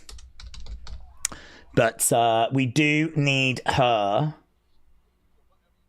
I mean, don't forget, she wasn't meant to lose that championship when she did. So there's every chance she would still be the mid-card champ now. And now she'd be moving into a program with Miss Parker. Looks like we're going to go into that program anyway, but it's just not going to have the belt attached to it. That's fine. Let's see. This could be her stand and deliver match, couldn't it? Her and Miss Parker. I just hope it's going to bang. I just hope the story's going to be good. The promos are going to be good. Okay, we are back from commercial break. Daze, Mariah May going from winning a world title at Wembley in her hometown to losing to Thea in a quick speed match. It's a fall from grace. It's not a good look. HBK isn't helping the situation. Well, I mean, I strongly disagree because you're talking about a completely different company. AEW doesn't get the views that NXT gets. NXT is also a gateway to get you to the main roster. So you're talking about being the champion of a promotion that is definitely smaller than WWE and viewing figure-wise on TV gets less views than NXT. She is in NXT to build towards her future. So you have to go through NXT to get to the main roster. I mean, if you just think this is going to be like a continuation of Wembley, I mean, that doesn't make sense, does it? I mean, Wembley is the highlight of AEW. That's their WrestleMania. Like, that's the highlight of that. Most of the time they're, you know, in 3,000 arenas. In, like, you know, 3,000 crowds. I mean, she's in NXT at the moment, which is obviously WWE's developmental, but she's going through this so that she can get to where she wants to be, which is Raw and SmackDown. I think it's wrong to look at, like, look at it that way, as like anything less than her being in like world title pictures and being in like Wembley size shows is like a downgrade. Like, that's stupid. I mean, what, you want her to win tonight to go on and win a speed title? You would have celebrated that. So are we crying about the fact she's not going to be the speed champion? Is that what this is? We're upset that she didn't beat Thea and she's not going to compete for a speed championship. Come on. Come on. We're losing our minds a little bit here. She's got a new character, this Blake Monroe character. We're putting the work into getting it off the ground. She's in WWE. We know what she's working towards. We know that WrestleMania is the ultimate goal. The fact that everything's got to be perfect and like it's all got to be, she's got to be world champion and all this, like, that's never going to happen. I mean, that's crazy.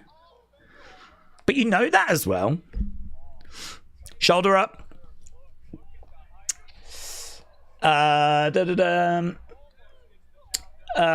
She is showing the whole world she is a badass, says Lyra. Ronnie said, Daze, Jade can skip the line, but Mariah, who has more upside, can't get to the main roster.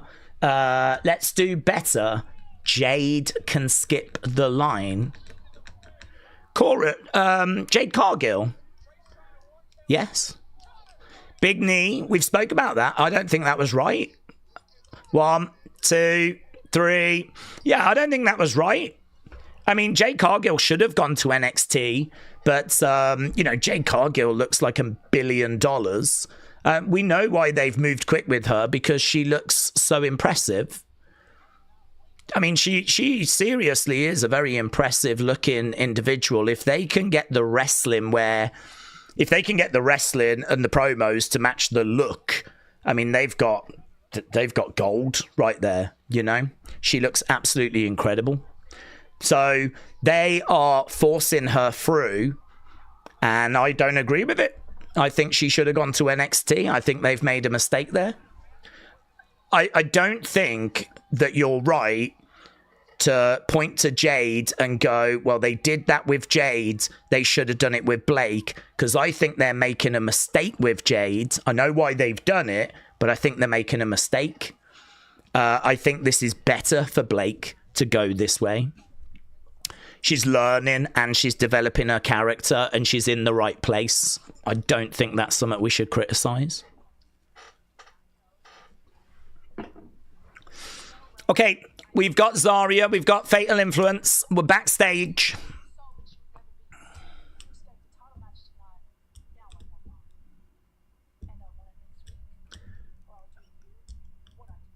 Okay, Zarya just says she wants a title match next week.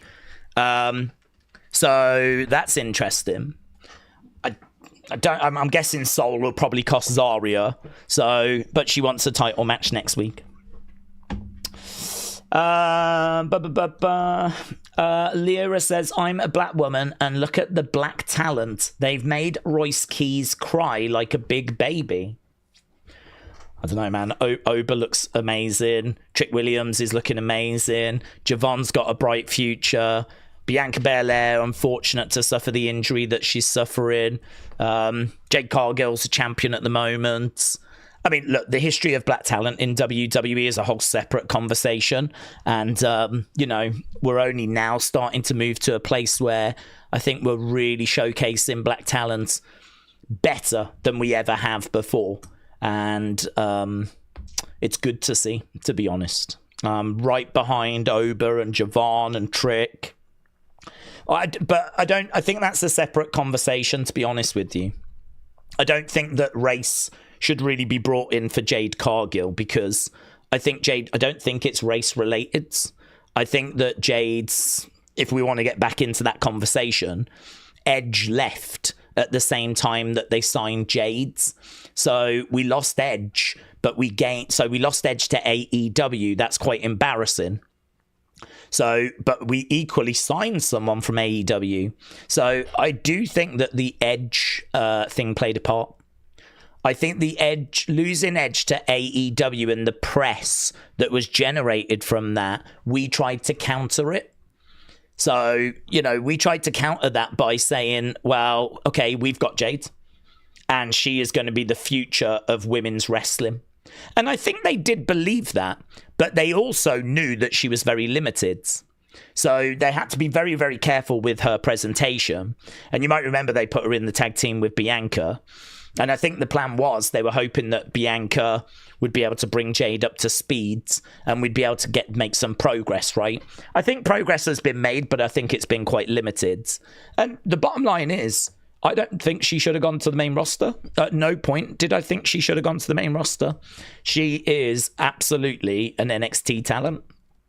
She should have gone to NXT and she should have fleshed out her presentation, fleshed out her character, and she should have done that work. I'm not alone in saying that. A lot of people are saying that. And I said it's nothing to do with race. It's all to do with the fact that she wasn't very good in AEW. So the fact she's come over, gone straight to the main roster, I don't think that was right. But this is why I would push back on anyone that's like, well, we did that for Jade. Why can't we do it for Blake? The pushback is, well, we've made a mistake with Jade. I don't think we should make that same mistake with Blake. Blake Monroe is someone that is still learning and developing, right? She's someone that she's got a new character. We're fleshing it out. We're working on the in-ring. Match quality is okay. Promos are okay. But I think that it can all be improved. So her just spending a bit of time in NXT where, she's working with Sean, she's working with these great trainers. I mean, that's just a real positive thing. I mean, we're just investing in the future and hopefully going to unlock a better version of her. So again, if you're a Blake Monroe fan, this isn't something we should be down on. The idea that we would skip all of this just to get them on the main roster, where potentially then it's sink or swim and what they sink. That's not good. That's not good. So you don't want people speaking about Blake Monroe the same way they're speaking about Jade. Okay, we've got Ricky, we've got Vanity Projects. It's the same with Royce. He was green in AEW, said Tribal List. I agree. He was also someone I thought would go NXT first. Don't really get why we've done that. And to be honest, we still haven't really seen him pop up on the shows. So, I don't know. I wonder if they're having a few second thoughts. I think the reason why he's gone there is because of the amount of money he's getting paid. He's getting paid, like, main roster money. WWE, like, outbid AEW for him. So, the money might be the reason as to why he's gone to the main roster.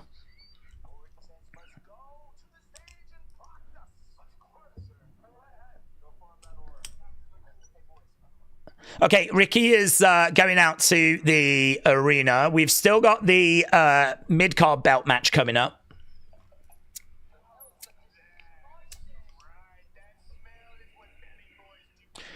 We got Hank and Tank.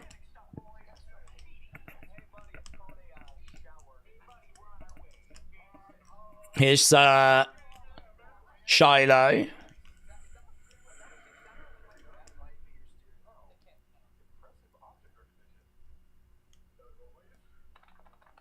Okay, we got Shiloh with Hank and Tank.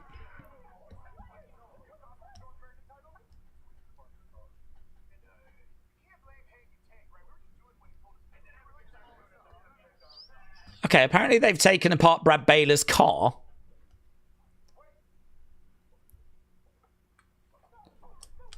Okay, and it turns into a brawl. So we've got Shiloh, we got Hank and Tank there brawling with Vanity Projects. And we go back to the arena. Daze, I've got a question. Do we think Miz is going to headline a Hall of Fame class, said Bishop? I think that... well, he goes in the Hall of Fame. Whether they would give him the honor of main eventing, I'm not sure. I mean, he's a Hall of Famer, and I think he could be in that position, but chances are he'll probably go in with someone that's bigger. You know, he might be like A-Jade, AJ's going in the same year as Stephanie, and people were asking earlier who's going to headline that class. It could be one of those for Miz where he goes in with someone that's equally as big as him, if not a bit bigger, and he finds himself playing second fiddle. I suppose Miz headlining a class might not drive ticket sales. I don't know that Miz has got too many stands out there that are going to come out, to support him. But, I mean, he's contributed a lot, hasn't he, over a long period of time, so he definitely goes in. Main event time, says Edwards.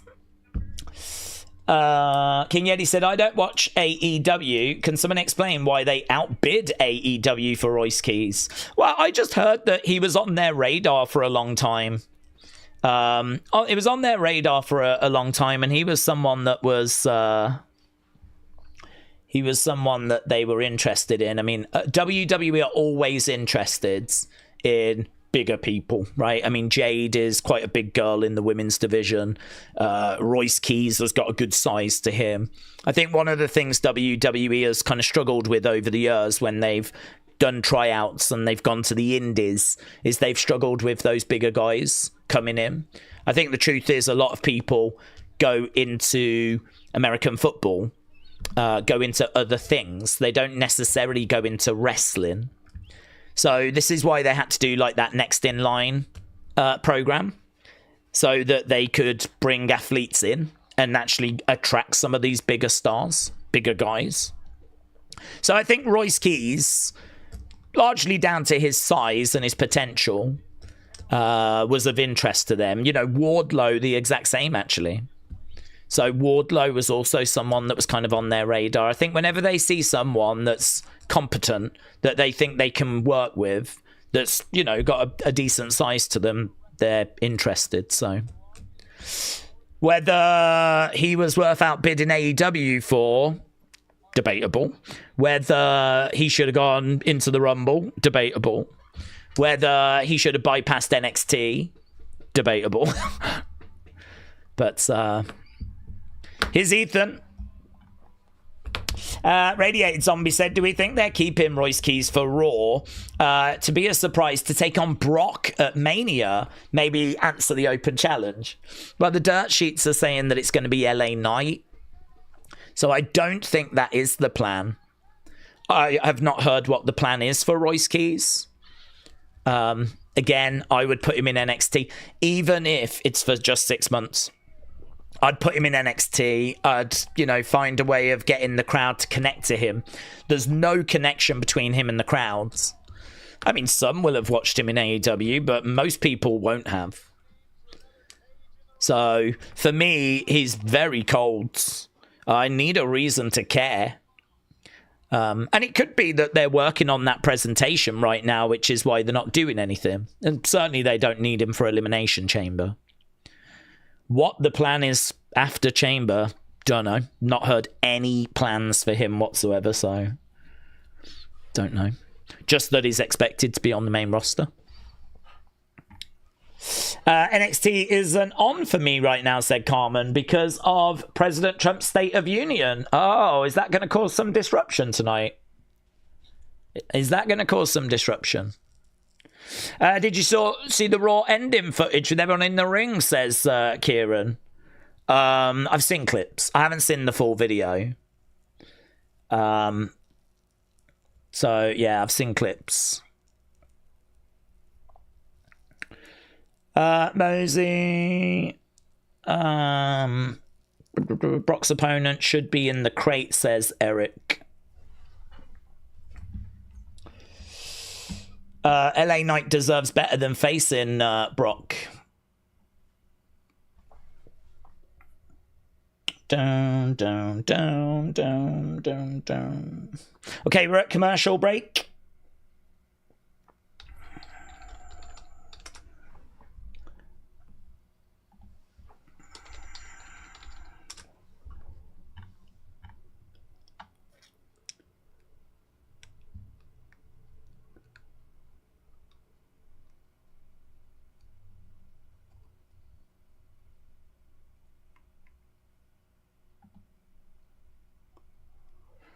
I agree. 1 year in NXT wouldn't hurt Royce Keys. He'll be ready by the next Mania.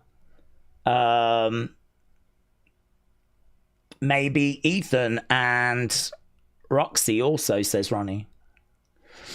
Brony said if Jade was being booked terribly, people would start saying it's because of her skin color. I can't stand when people bring race into WWE if you look at how Oba and Trick are doing. Well, I do think that historically there has been, you know, obviously a lack of black performers winning world championships. And,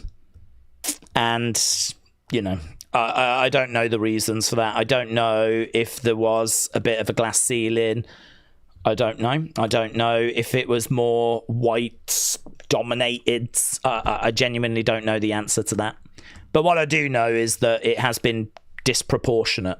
So it is nice to see that balance kind of being readdressed. So I kind of like where we are now. I feel more comfortable where we are now. I'm very excited by the future of where we are now. So, yeah, I think when race is not a fun conversation to be having, but it's an important one, you know? It's an important one. And obviously people will point to things like Triple H and Booker T. That's probably a very famous moment in the build to their match at WrestleMania. So, but I think it's, you know, this is why it's good to see where we are now. It feels quite healthy where we are now. Anyone suspecting that Sol and Zarya set up the whole thing with Zarya attacking so that she can be a single against JC? I think they've just split. I mean, I don't think they're putting it on.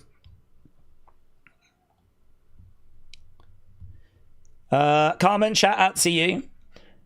Meltzer said LA Knight will face Brock, if I'm not wrong. Maybe he was insinuating because he eliminated Brock at the Rumble. I would much rather see Oba or Royce have the match. Okay.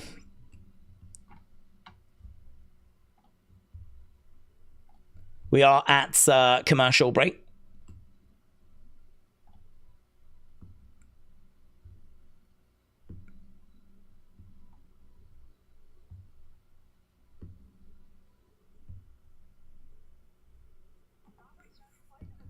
Okay.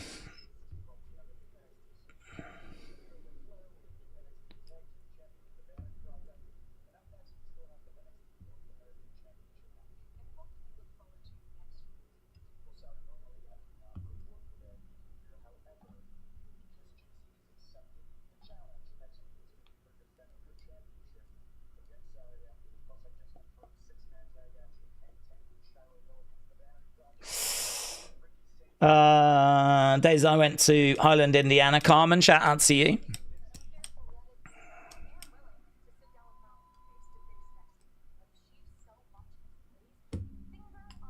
Okay, we got Izzy Dame. Tribal List said Robert Stone is much better than Ava. Serene said, let me say that HBK gave us great bookings on NXT, better than Raw and SmackDown. Men and women were on fire to rival AEW, something that Raw and SmackDown have lacked. Okay, we got JC Zarya next week. That match is going down next week.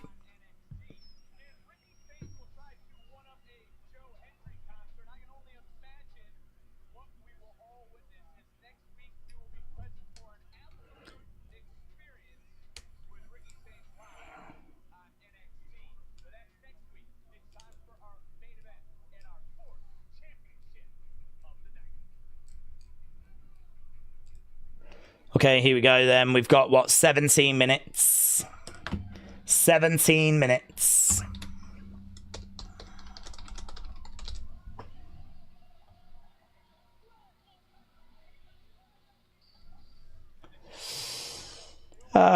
It's a sit-down, no match. What's a sit-down? What's a sit-down?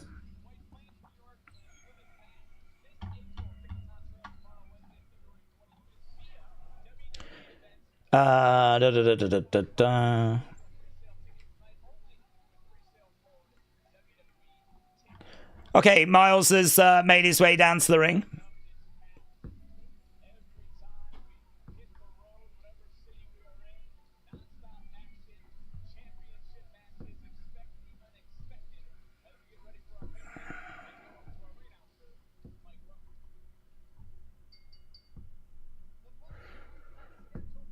Okay, here we go then. Main event time.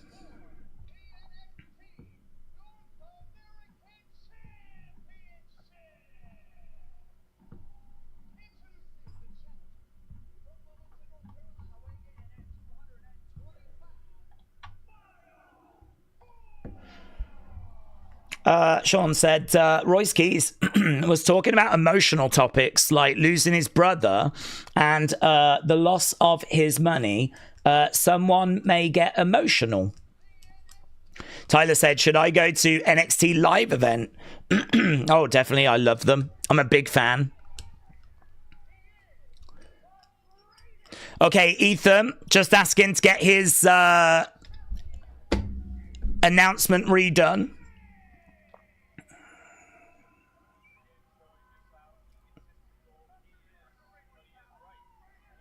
That's who you're in the ring with.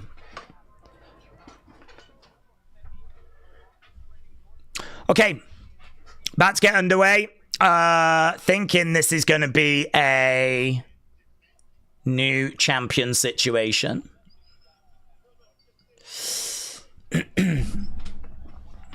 And new is loading, says Ronnie.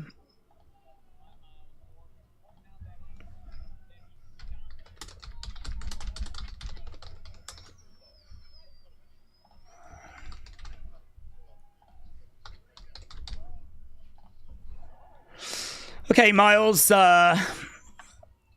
throwing in some shots.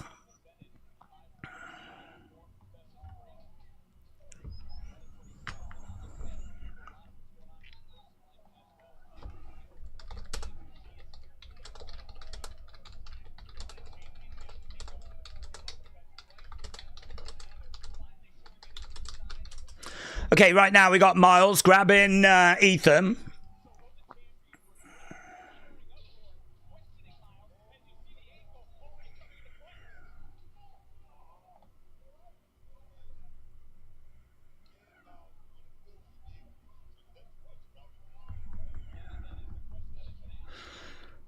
Okay, Miles working on the leg of Ethan. Stomp coming in there by Miles.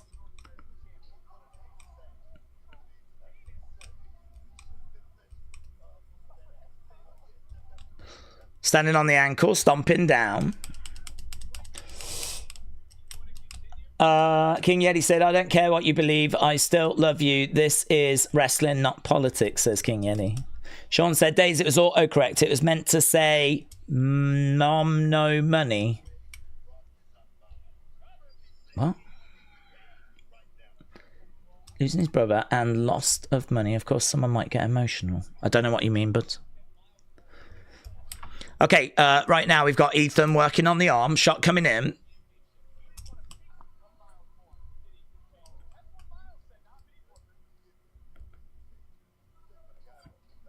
Shot coming into the back of the heads. Miles' problem is that he needs to develop his own identity. He literally has bitten every single thing that Randy does. And he's not as good at everything, said Wrestle Rants. Kick coming in there by Ethan. Kick coming back there by Miles. Miles going to the outsides. Swinging net breaker by Ethan.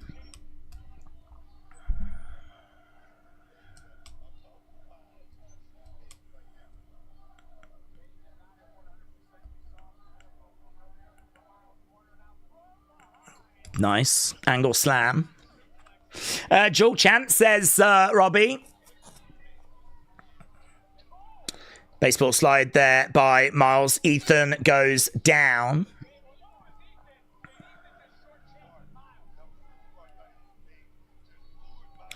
He's got him up in the air. He's looking to drive him into the commentary table, and he does. He goes edge. Miles goes onto that commentary table. Suzanne says it's going to be picture in picture. Yeah, we got 10 minutes to go. Every move and mannerism, the way he walks, the way he sells, every single thing, says Wrestle Rants.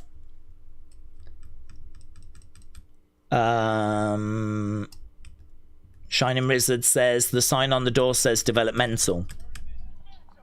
Into the ring steps goes Miles.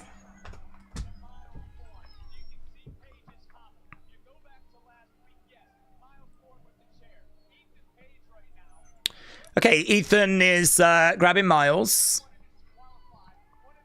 He's going to look to throw him back in the ring. Ethan going for the cover. Kick out there by Miles.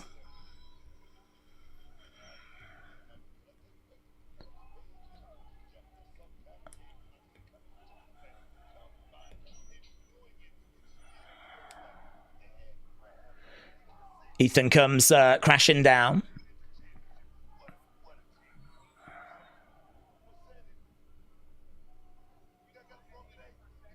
Shot coming in there by Ethan. Headlock being applied. Are we going to get feedback tonight? No. No, we only do that for specials.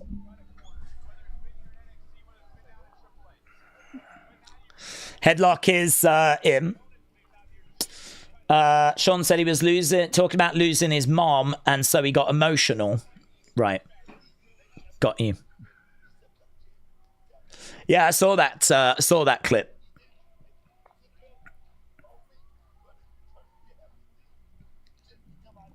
Miles getting back up to his feet.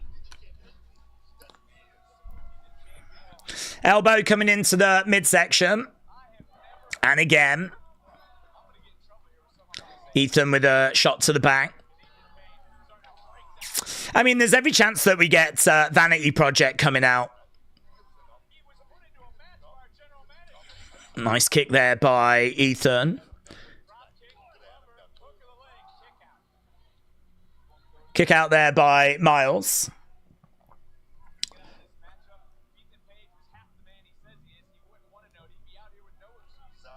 Headlock applied by Ethan.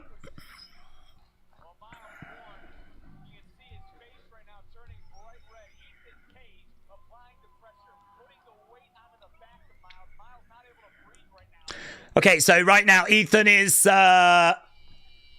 keeping Miles grounded. The fans are with Miles. They're applauding away.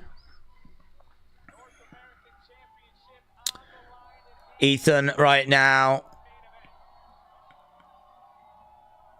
is getting back up. Miles with an elbow to the midsection, and again. Elbow to the back there by Ethan.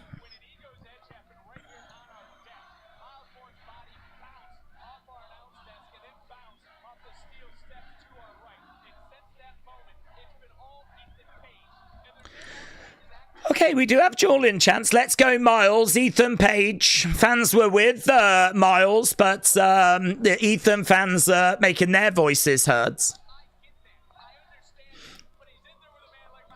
Ethan against the ropes, clothesline. Down goes Ethan. Looking for a... Oh, nice work. Nice work. Why would they have Ethan drop the title, said Jeremy. I think they'd do it so that he can move on to other things. I mean, you don't want to stay in the mid-card forever. It's kind of like job done, really. I mean, there's every chance that Joe could get past Ricky, and then it could be that Ethan is like the stand and deliver opponent. So, like, Ethan doesn't really need the belt, to be honest. Is like one of NXT's biggest stars, like, without it. Miles, though, having that belt, you could do some stuff. Some different sort of feuds, open challenge. There's a few, like, ladder match you could do.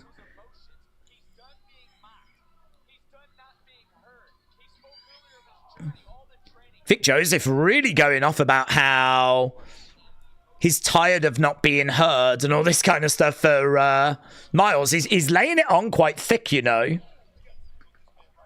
He's going for the cover. Kick out, shoulder up.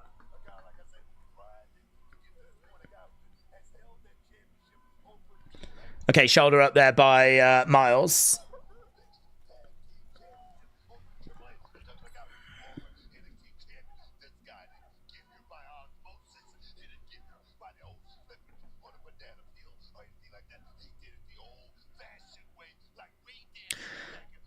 Booker's going off, man, on commentary. We've only got 6 minutes left here. We are getting towards the business end of this. Big boot coming in there by Ethan. It's very close in our poll. We're about 50-50. Big, huge. Going for the cover. 2. Shoulder up. Shoulder up. Shoulder up.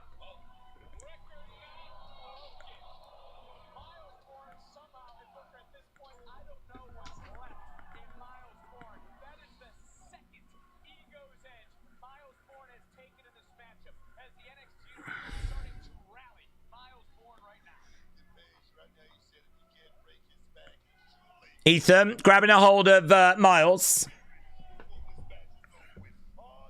I checked out NXT tickets and they're still around 300, said Shining Wizards. Chop coming in there by Ethan.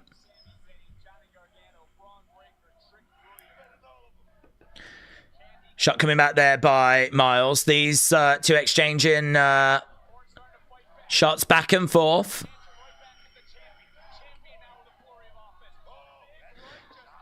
Miles goes down. Maybe Ethan's going to go to SmackDown or Raw soon, said John. I don't think they would do it this side of Mania, just because, you know, we're starting to put the pieces in place now for what we want to do for WrestleMania. So I think it would probably be post-Mania at this point.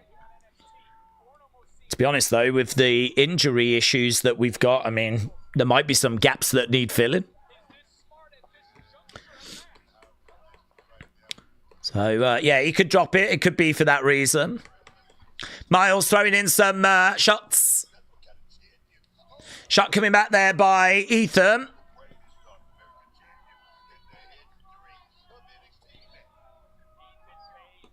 Ethan climbing up, looking for a superplex.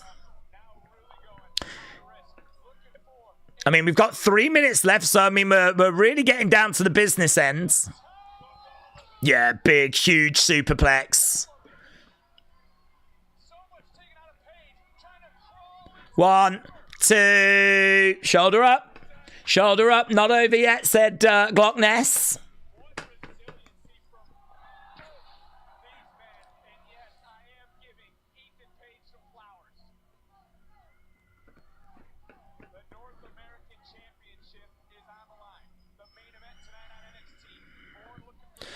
Okay, 3 minutes. Shot coming in there by Ethan. Maybe they could put Ethan in the vision, said Spawny Boy. Shot coming back there by Miles.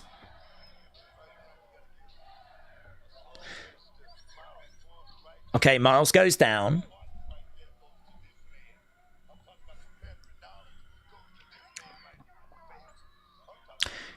Okay, nice drop kick there by Miles. There's been a real battle as they're both trying to outdo each other. Nice. Miles can't capitalize. Here's Vanity Project. Vanity Project making their way down. Nailing Miles with the belt. Referee didn't see. It's got to be a kick out. 1, 2, kick out. Okay, now we bring down Hank and Tank and Shiloh. So they're dealing with Vanity Project on the outsides. Okay, now we've got Ricky getting involved. Joe Hendry has arrived. Everything's setting this up for new champ, innit? Everything's setting it up for new champ. In the corner, back elbow. Oh my God, it's that ring. Whoa. Now that's really interesting because that's the corner that Ricky was in. That's the corner that Ricky was in. And as Ethan goes over, that turnbuckle pad pops off. He seems to go into the exposed turnbuckle. And it is a win for Miles. It has gone the way that we thought.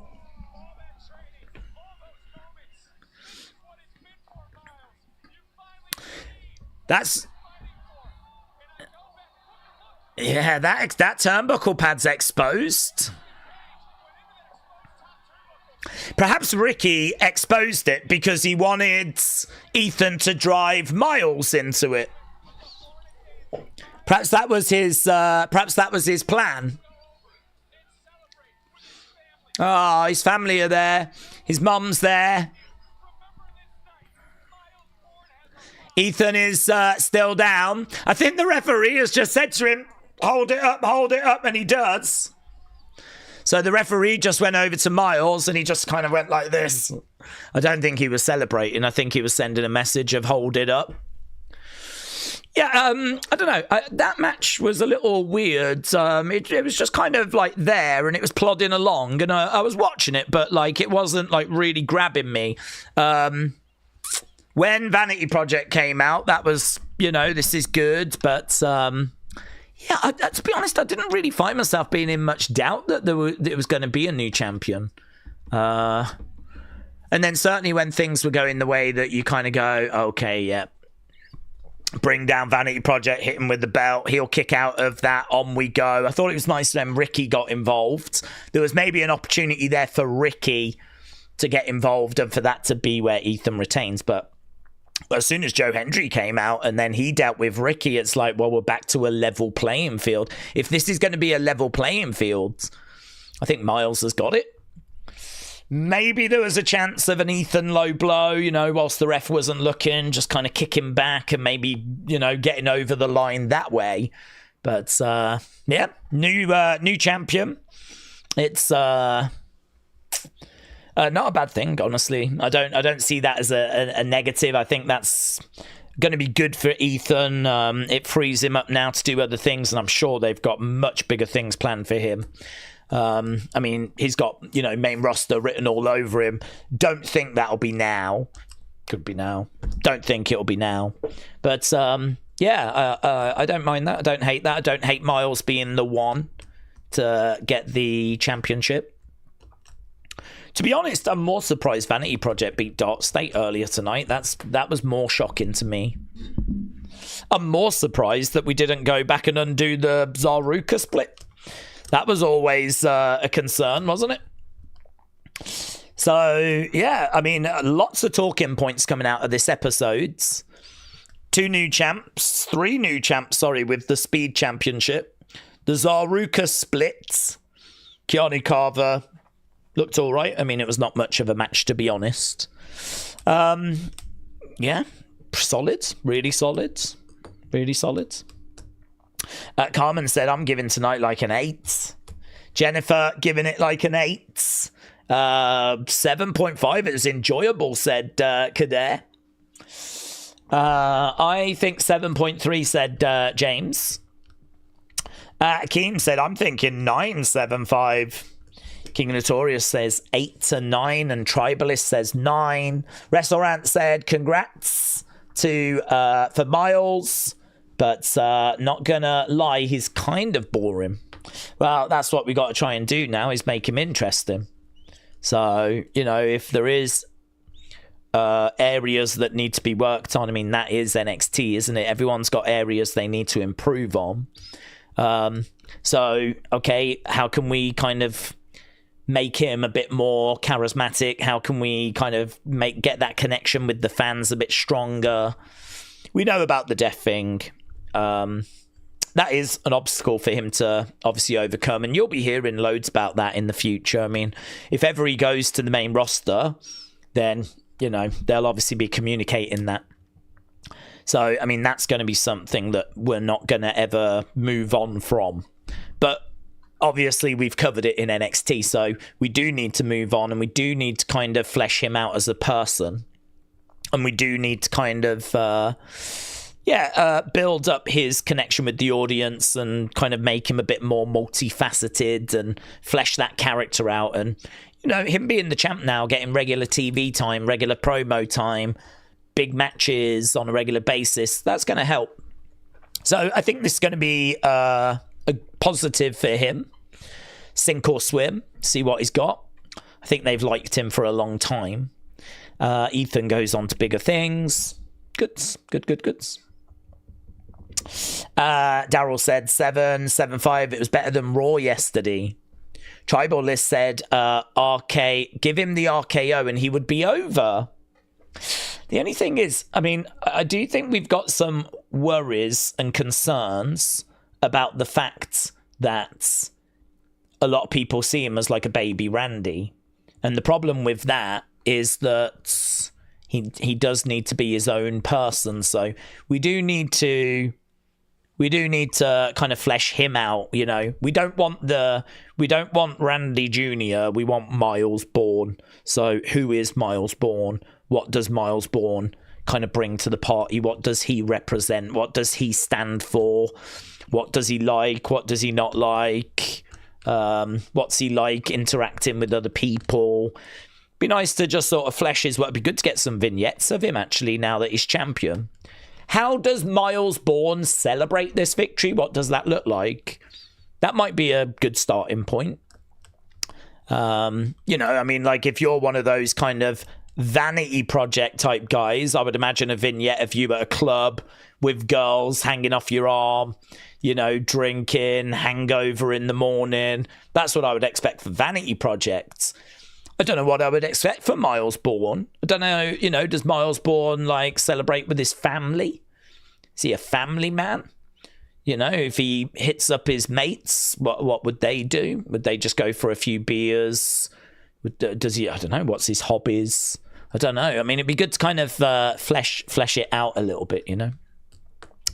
So, yes, I mean, he is seeing Stephanie, isn't he? I don't think I would lean into that just because you never know how long these relationships are going to last. I mean, relationships come and go in WWE quite a bit. This one feels like it's been going a little while and it feels quite serious, but I don't know. You never know, do you? These relationships, I mean, Bron Breakker was with Cora Jade for a time. Now he's with Izzy Dame. I think Thea Hale was with Nathan Frazier. Then she moved on to someone else because that ended. So, you know, it's... what did Trick Williams call it the other day? He called it Love Island. Love Island.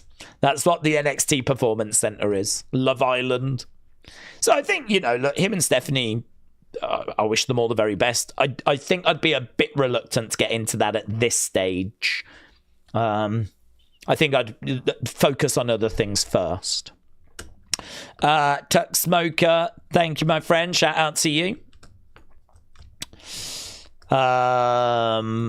Exactly. Does Ethan go to the main roster, said Bishop. Does Ethan go to the main roster? I don't think so this side of WrestleMania, but we do have injuries and he has got experience and he's been in NXT for a while already. I mean, I think Ethan's match quality is consistently very good. His promos are very good. He knows what his character is.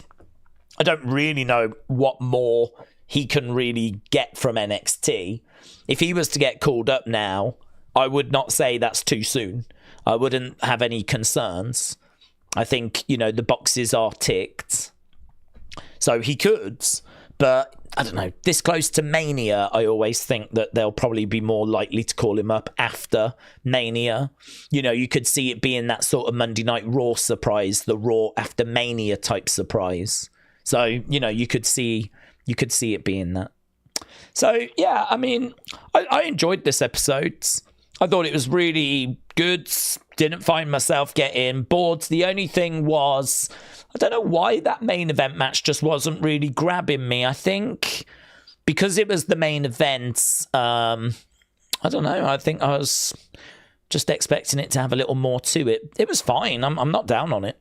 I mean, it was fine, but yeah, I don't know. New champ.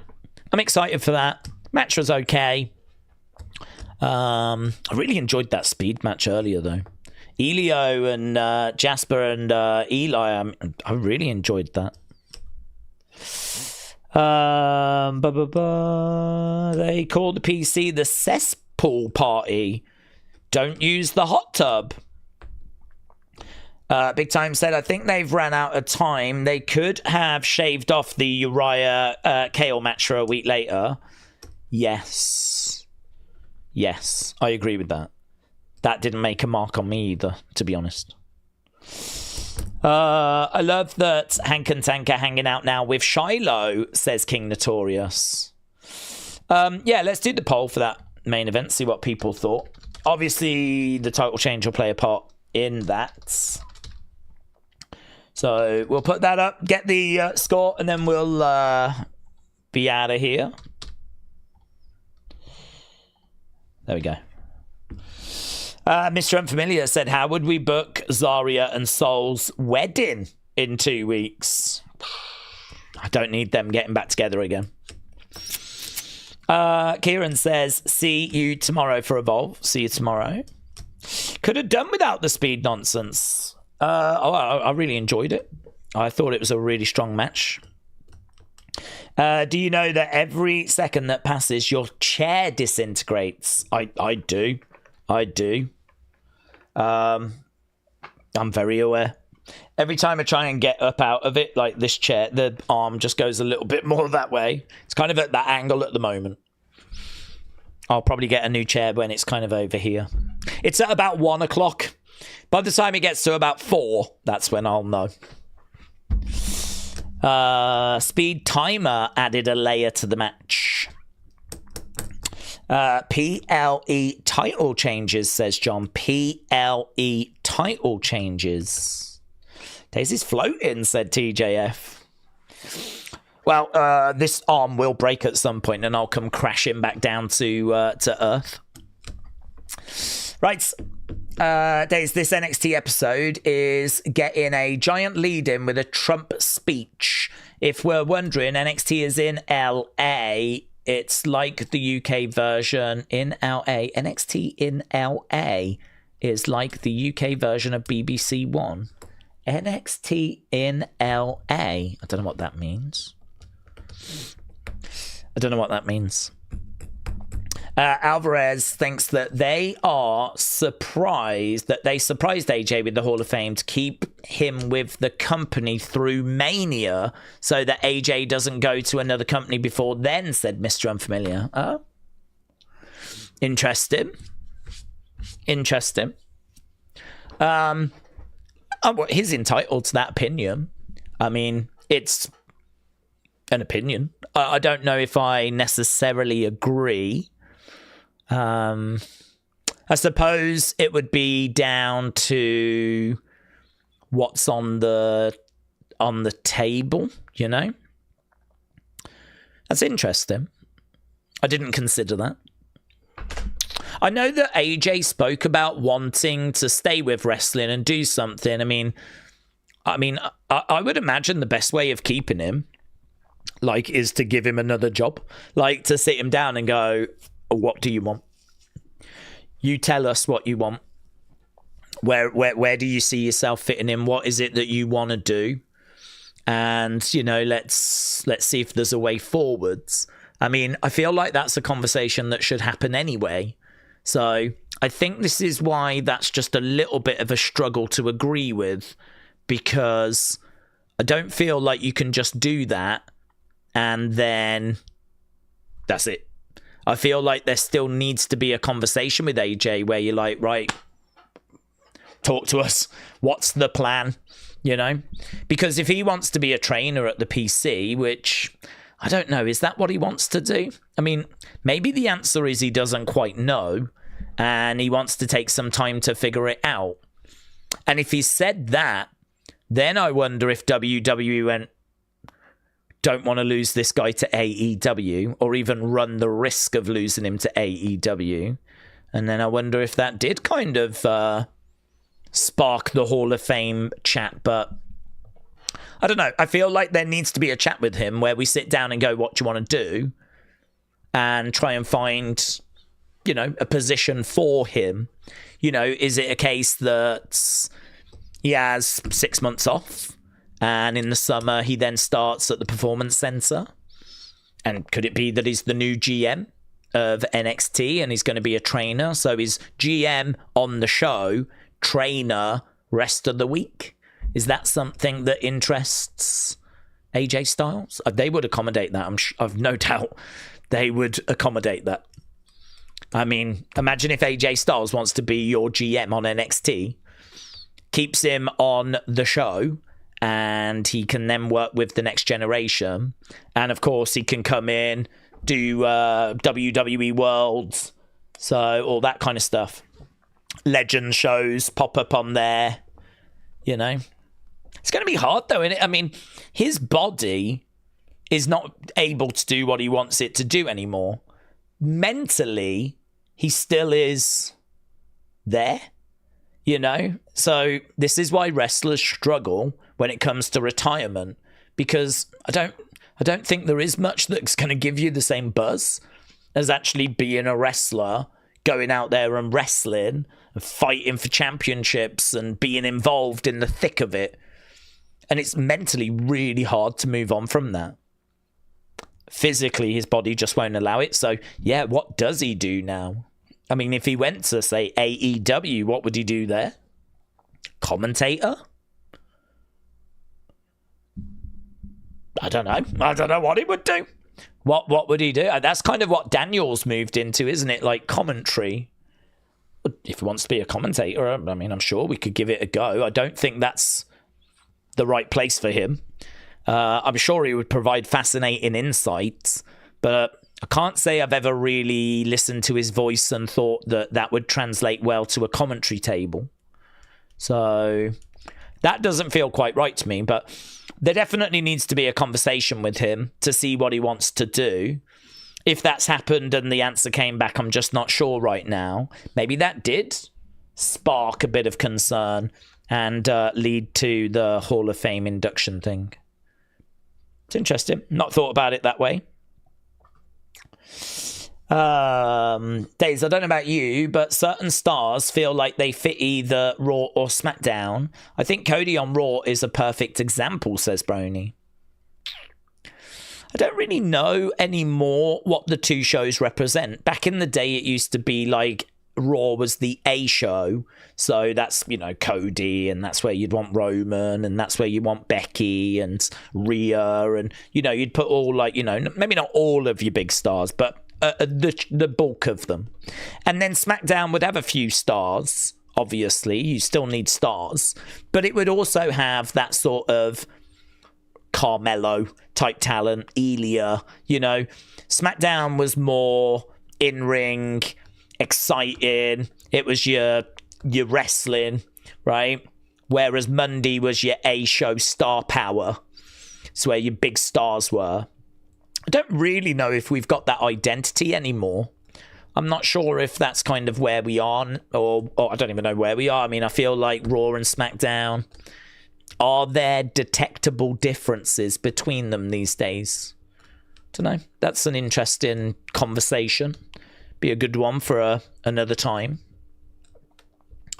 AJ will be with WWE coaching in NXT and Evolve, says Edward. Well, if he wants to do that, he can do that. Definitely. Be interesting to see, what comes out of the conversations they have. Big Time said the thing with the main event tonight, Miles got very winded. His head was visibly red and sweating. Ethan was whispering certain spots. NXT, for some reason, don't give main events breathing room. I wonder if that played a part in the match just not quite grabbing me. I'm not sure. Can't quite figure out what it was. It just, I don't know if it wasn't like, I don't know if it never quite got out of first gear, second gear. I don't know if we had the change of pace. I don't know. It just wasn't really getting me. Robbie says, I'm out. I'm going to drown my sorrow. I'm inconsolable since Ethan lost one day shy of breaking the records. Carmen said, Daze, America's Antique Mall was the place in Highland, Indiana that I visited on Friday. It was my first time there. Oh, nice. Hope you had a good time. Tribalist said it was a good match still. TJF said Daze is part of the vision. He has predicted a broken arm of his chair. That's right. That is right. This is my Bronson Reed. Matthew said, Daze, have you seen the latest WrestleMania map for both days? Still no movement on sales. No. That'll be WrestleTix. Let's have a look at WrestleTix. Was that something that dropped like recently? I mean, WrestleTix is where I think most get their information from, but maybe someone else has managed to grab some information. WrestleMania info. There isn't anything on WrestleTix recently. WrestleNomics might have found some info, in honesty. I mean, they're very good at looking at this stuff as well. So I could believe it, though, because I know after they did that sale last weekend, there was no movement. So I don't know, like, where we are now, but yeah, I could believe there's still very little movement. Yeah, it's not a massive concern, to be honest. Apparently, they're still on course to break the record for highest gate. So, you know, they're still going to be sitting pretty financially, but they obviously want to get as many people in as possible. I'd imagine the closer we get to that show, those ticket prices are going to drop, aren't they? They're going to really drop. Matthew said, Ticketmaster. Oh, what, you looked yourself, did you? 30-40 million are going to tune into various news channels, says Big Time. Okay, I think we're pretty much done. Let's have a look and see. So, you lot, wow, that's higher than I was expecting, actually. Great 59. Great 59. So, Ethan against Miles. Great 59%. So, okay. There we go. That was NXT. It was very... Maybe Strowman could take a break from his food show, says John. I think he had an injury, didn't he? He was in hospital not long ago. So, I don't know that he's available at the moment. I know that he was dealing with injury, so... It's a good thought, though. I don't think it's possible.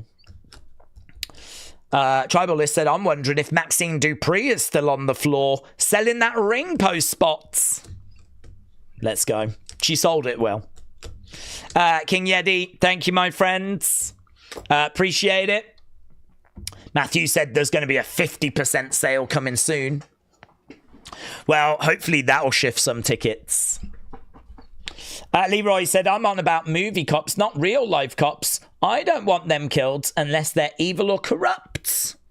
Well, there we go. On that bombshell, Leroy, thank you. Appreciate everyone joining us. Hope you got something from this episode. I thought it was a good episode.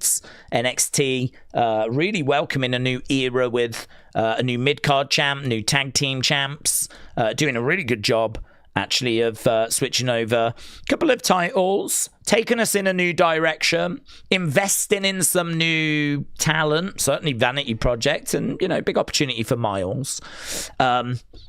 Obviously, we split up Zaruka. Thank God for that.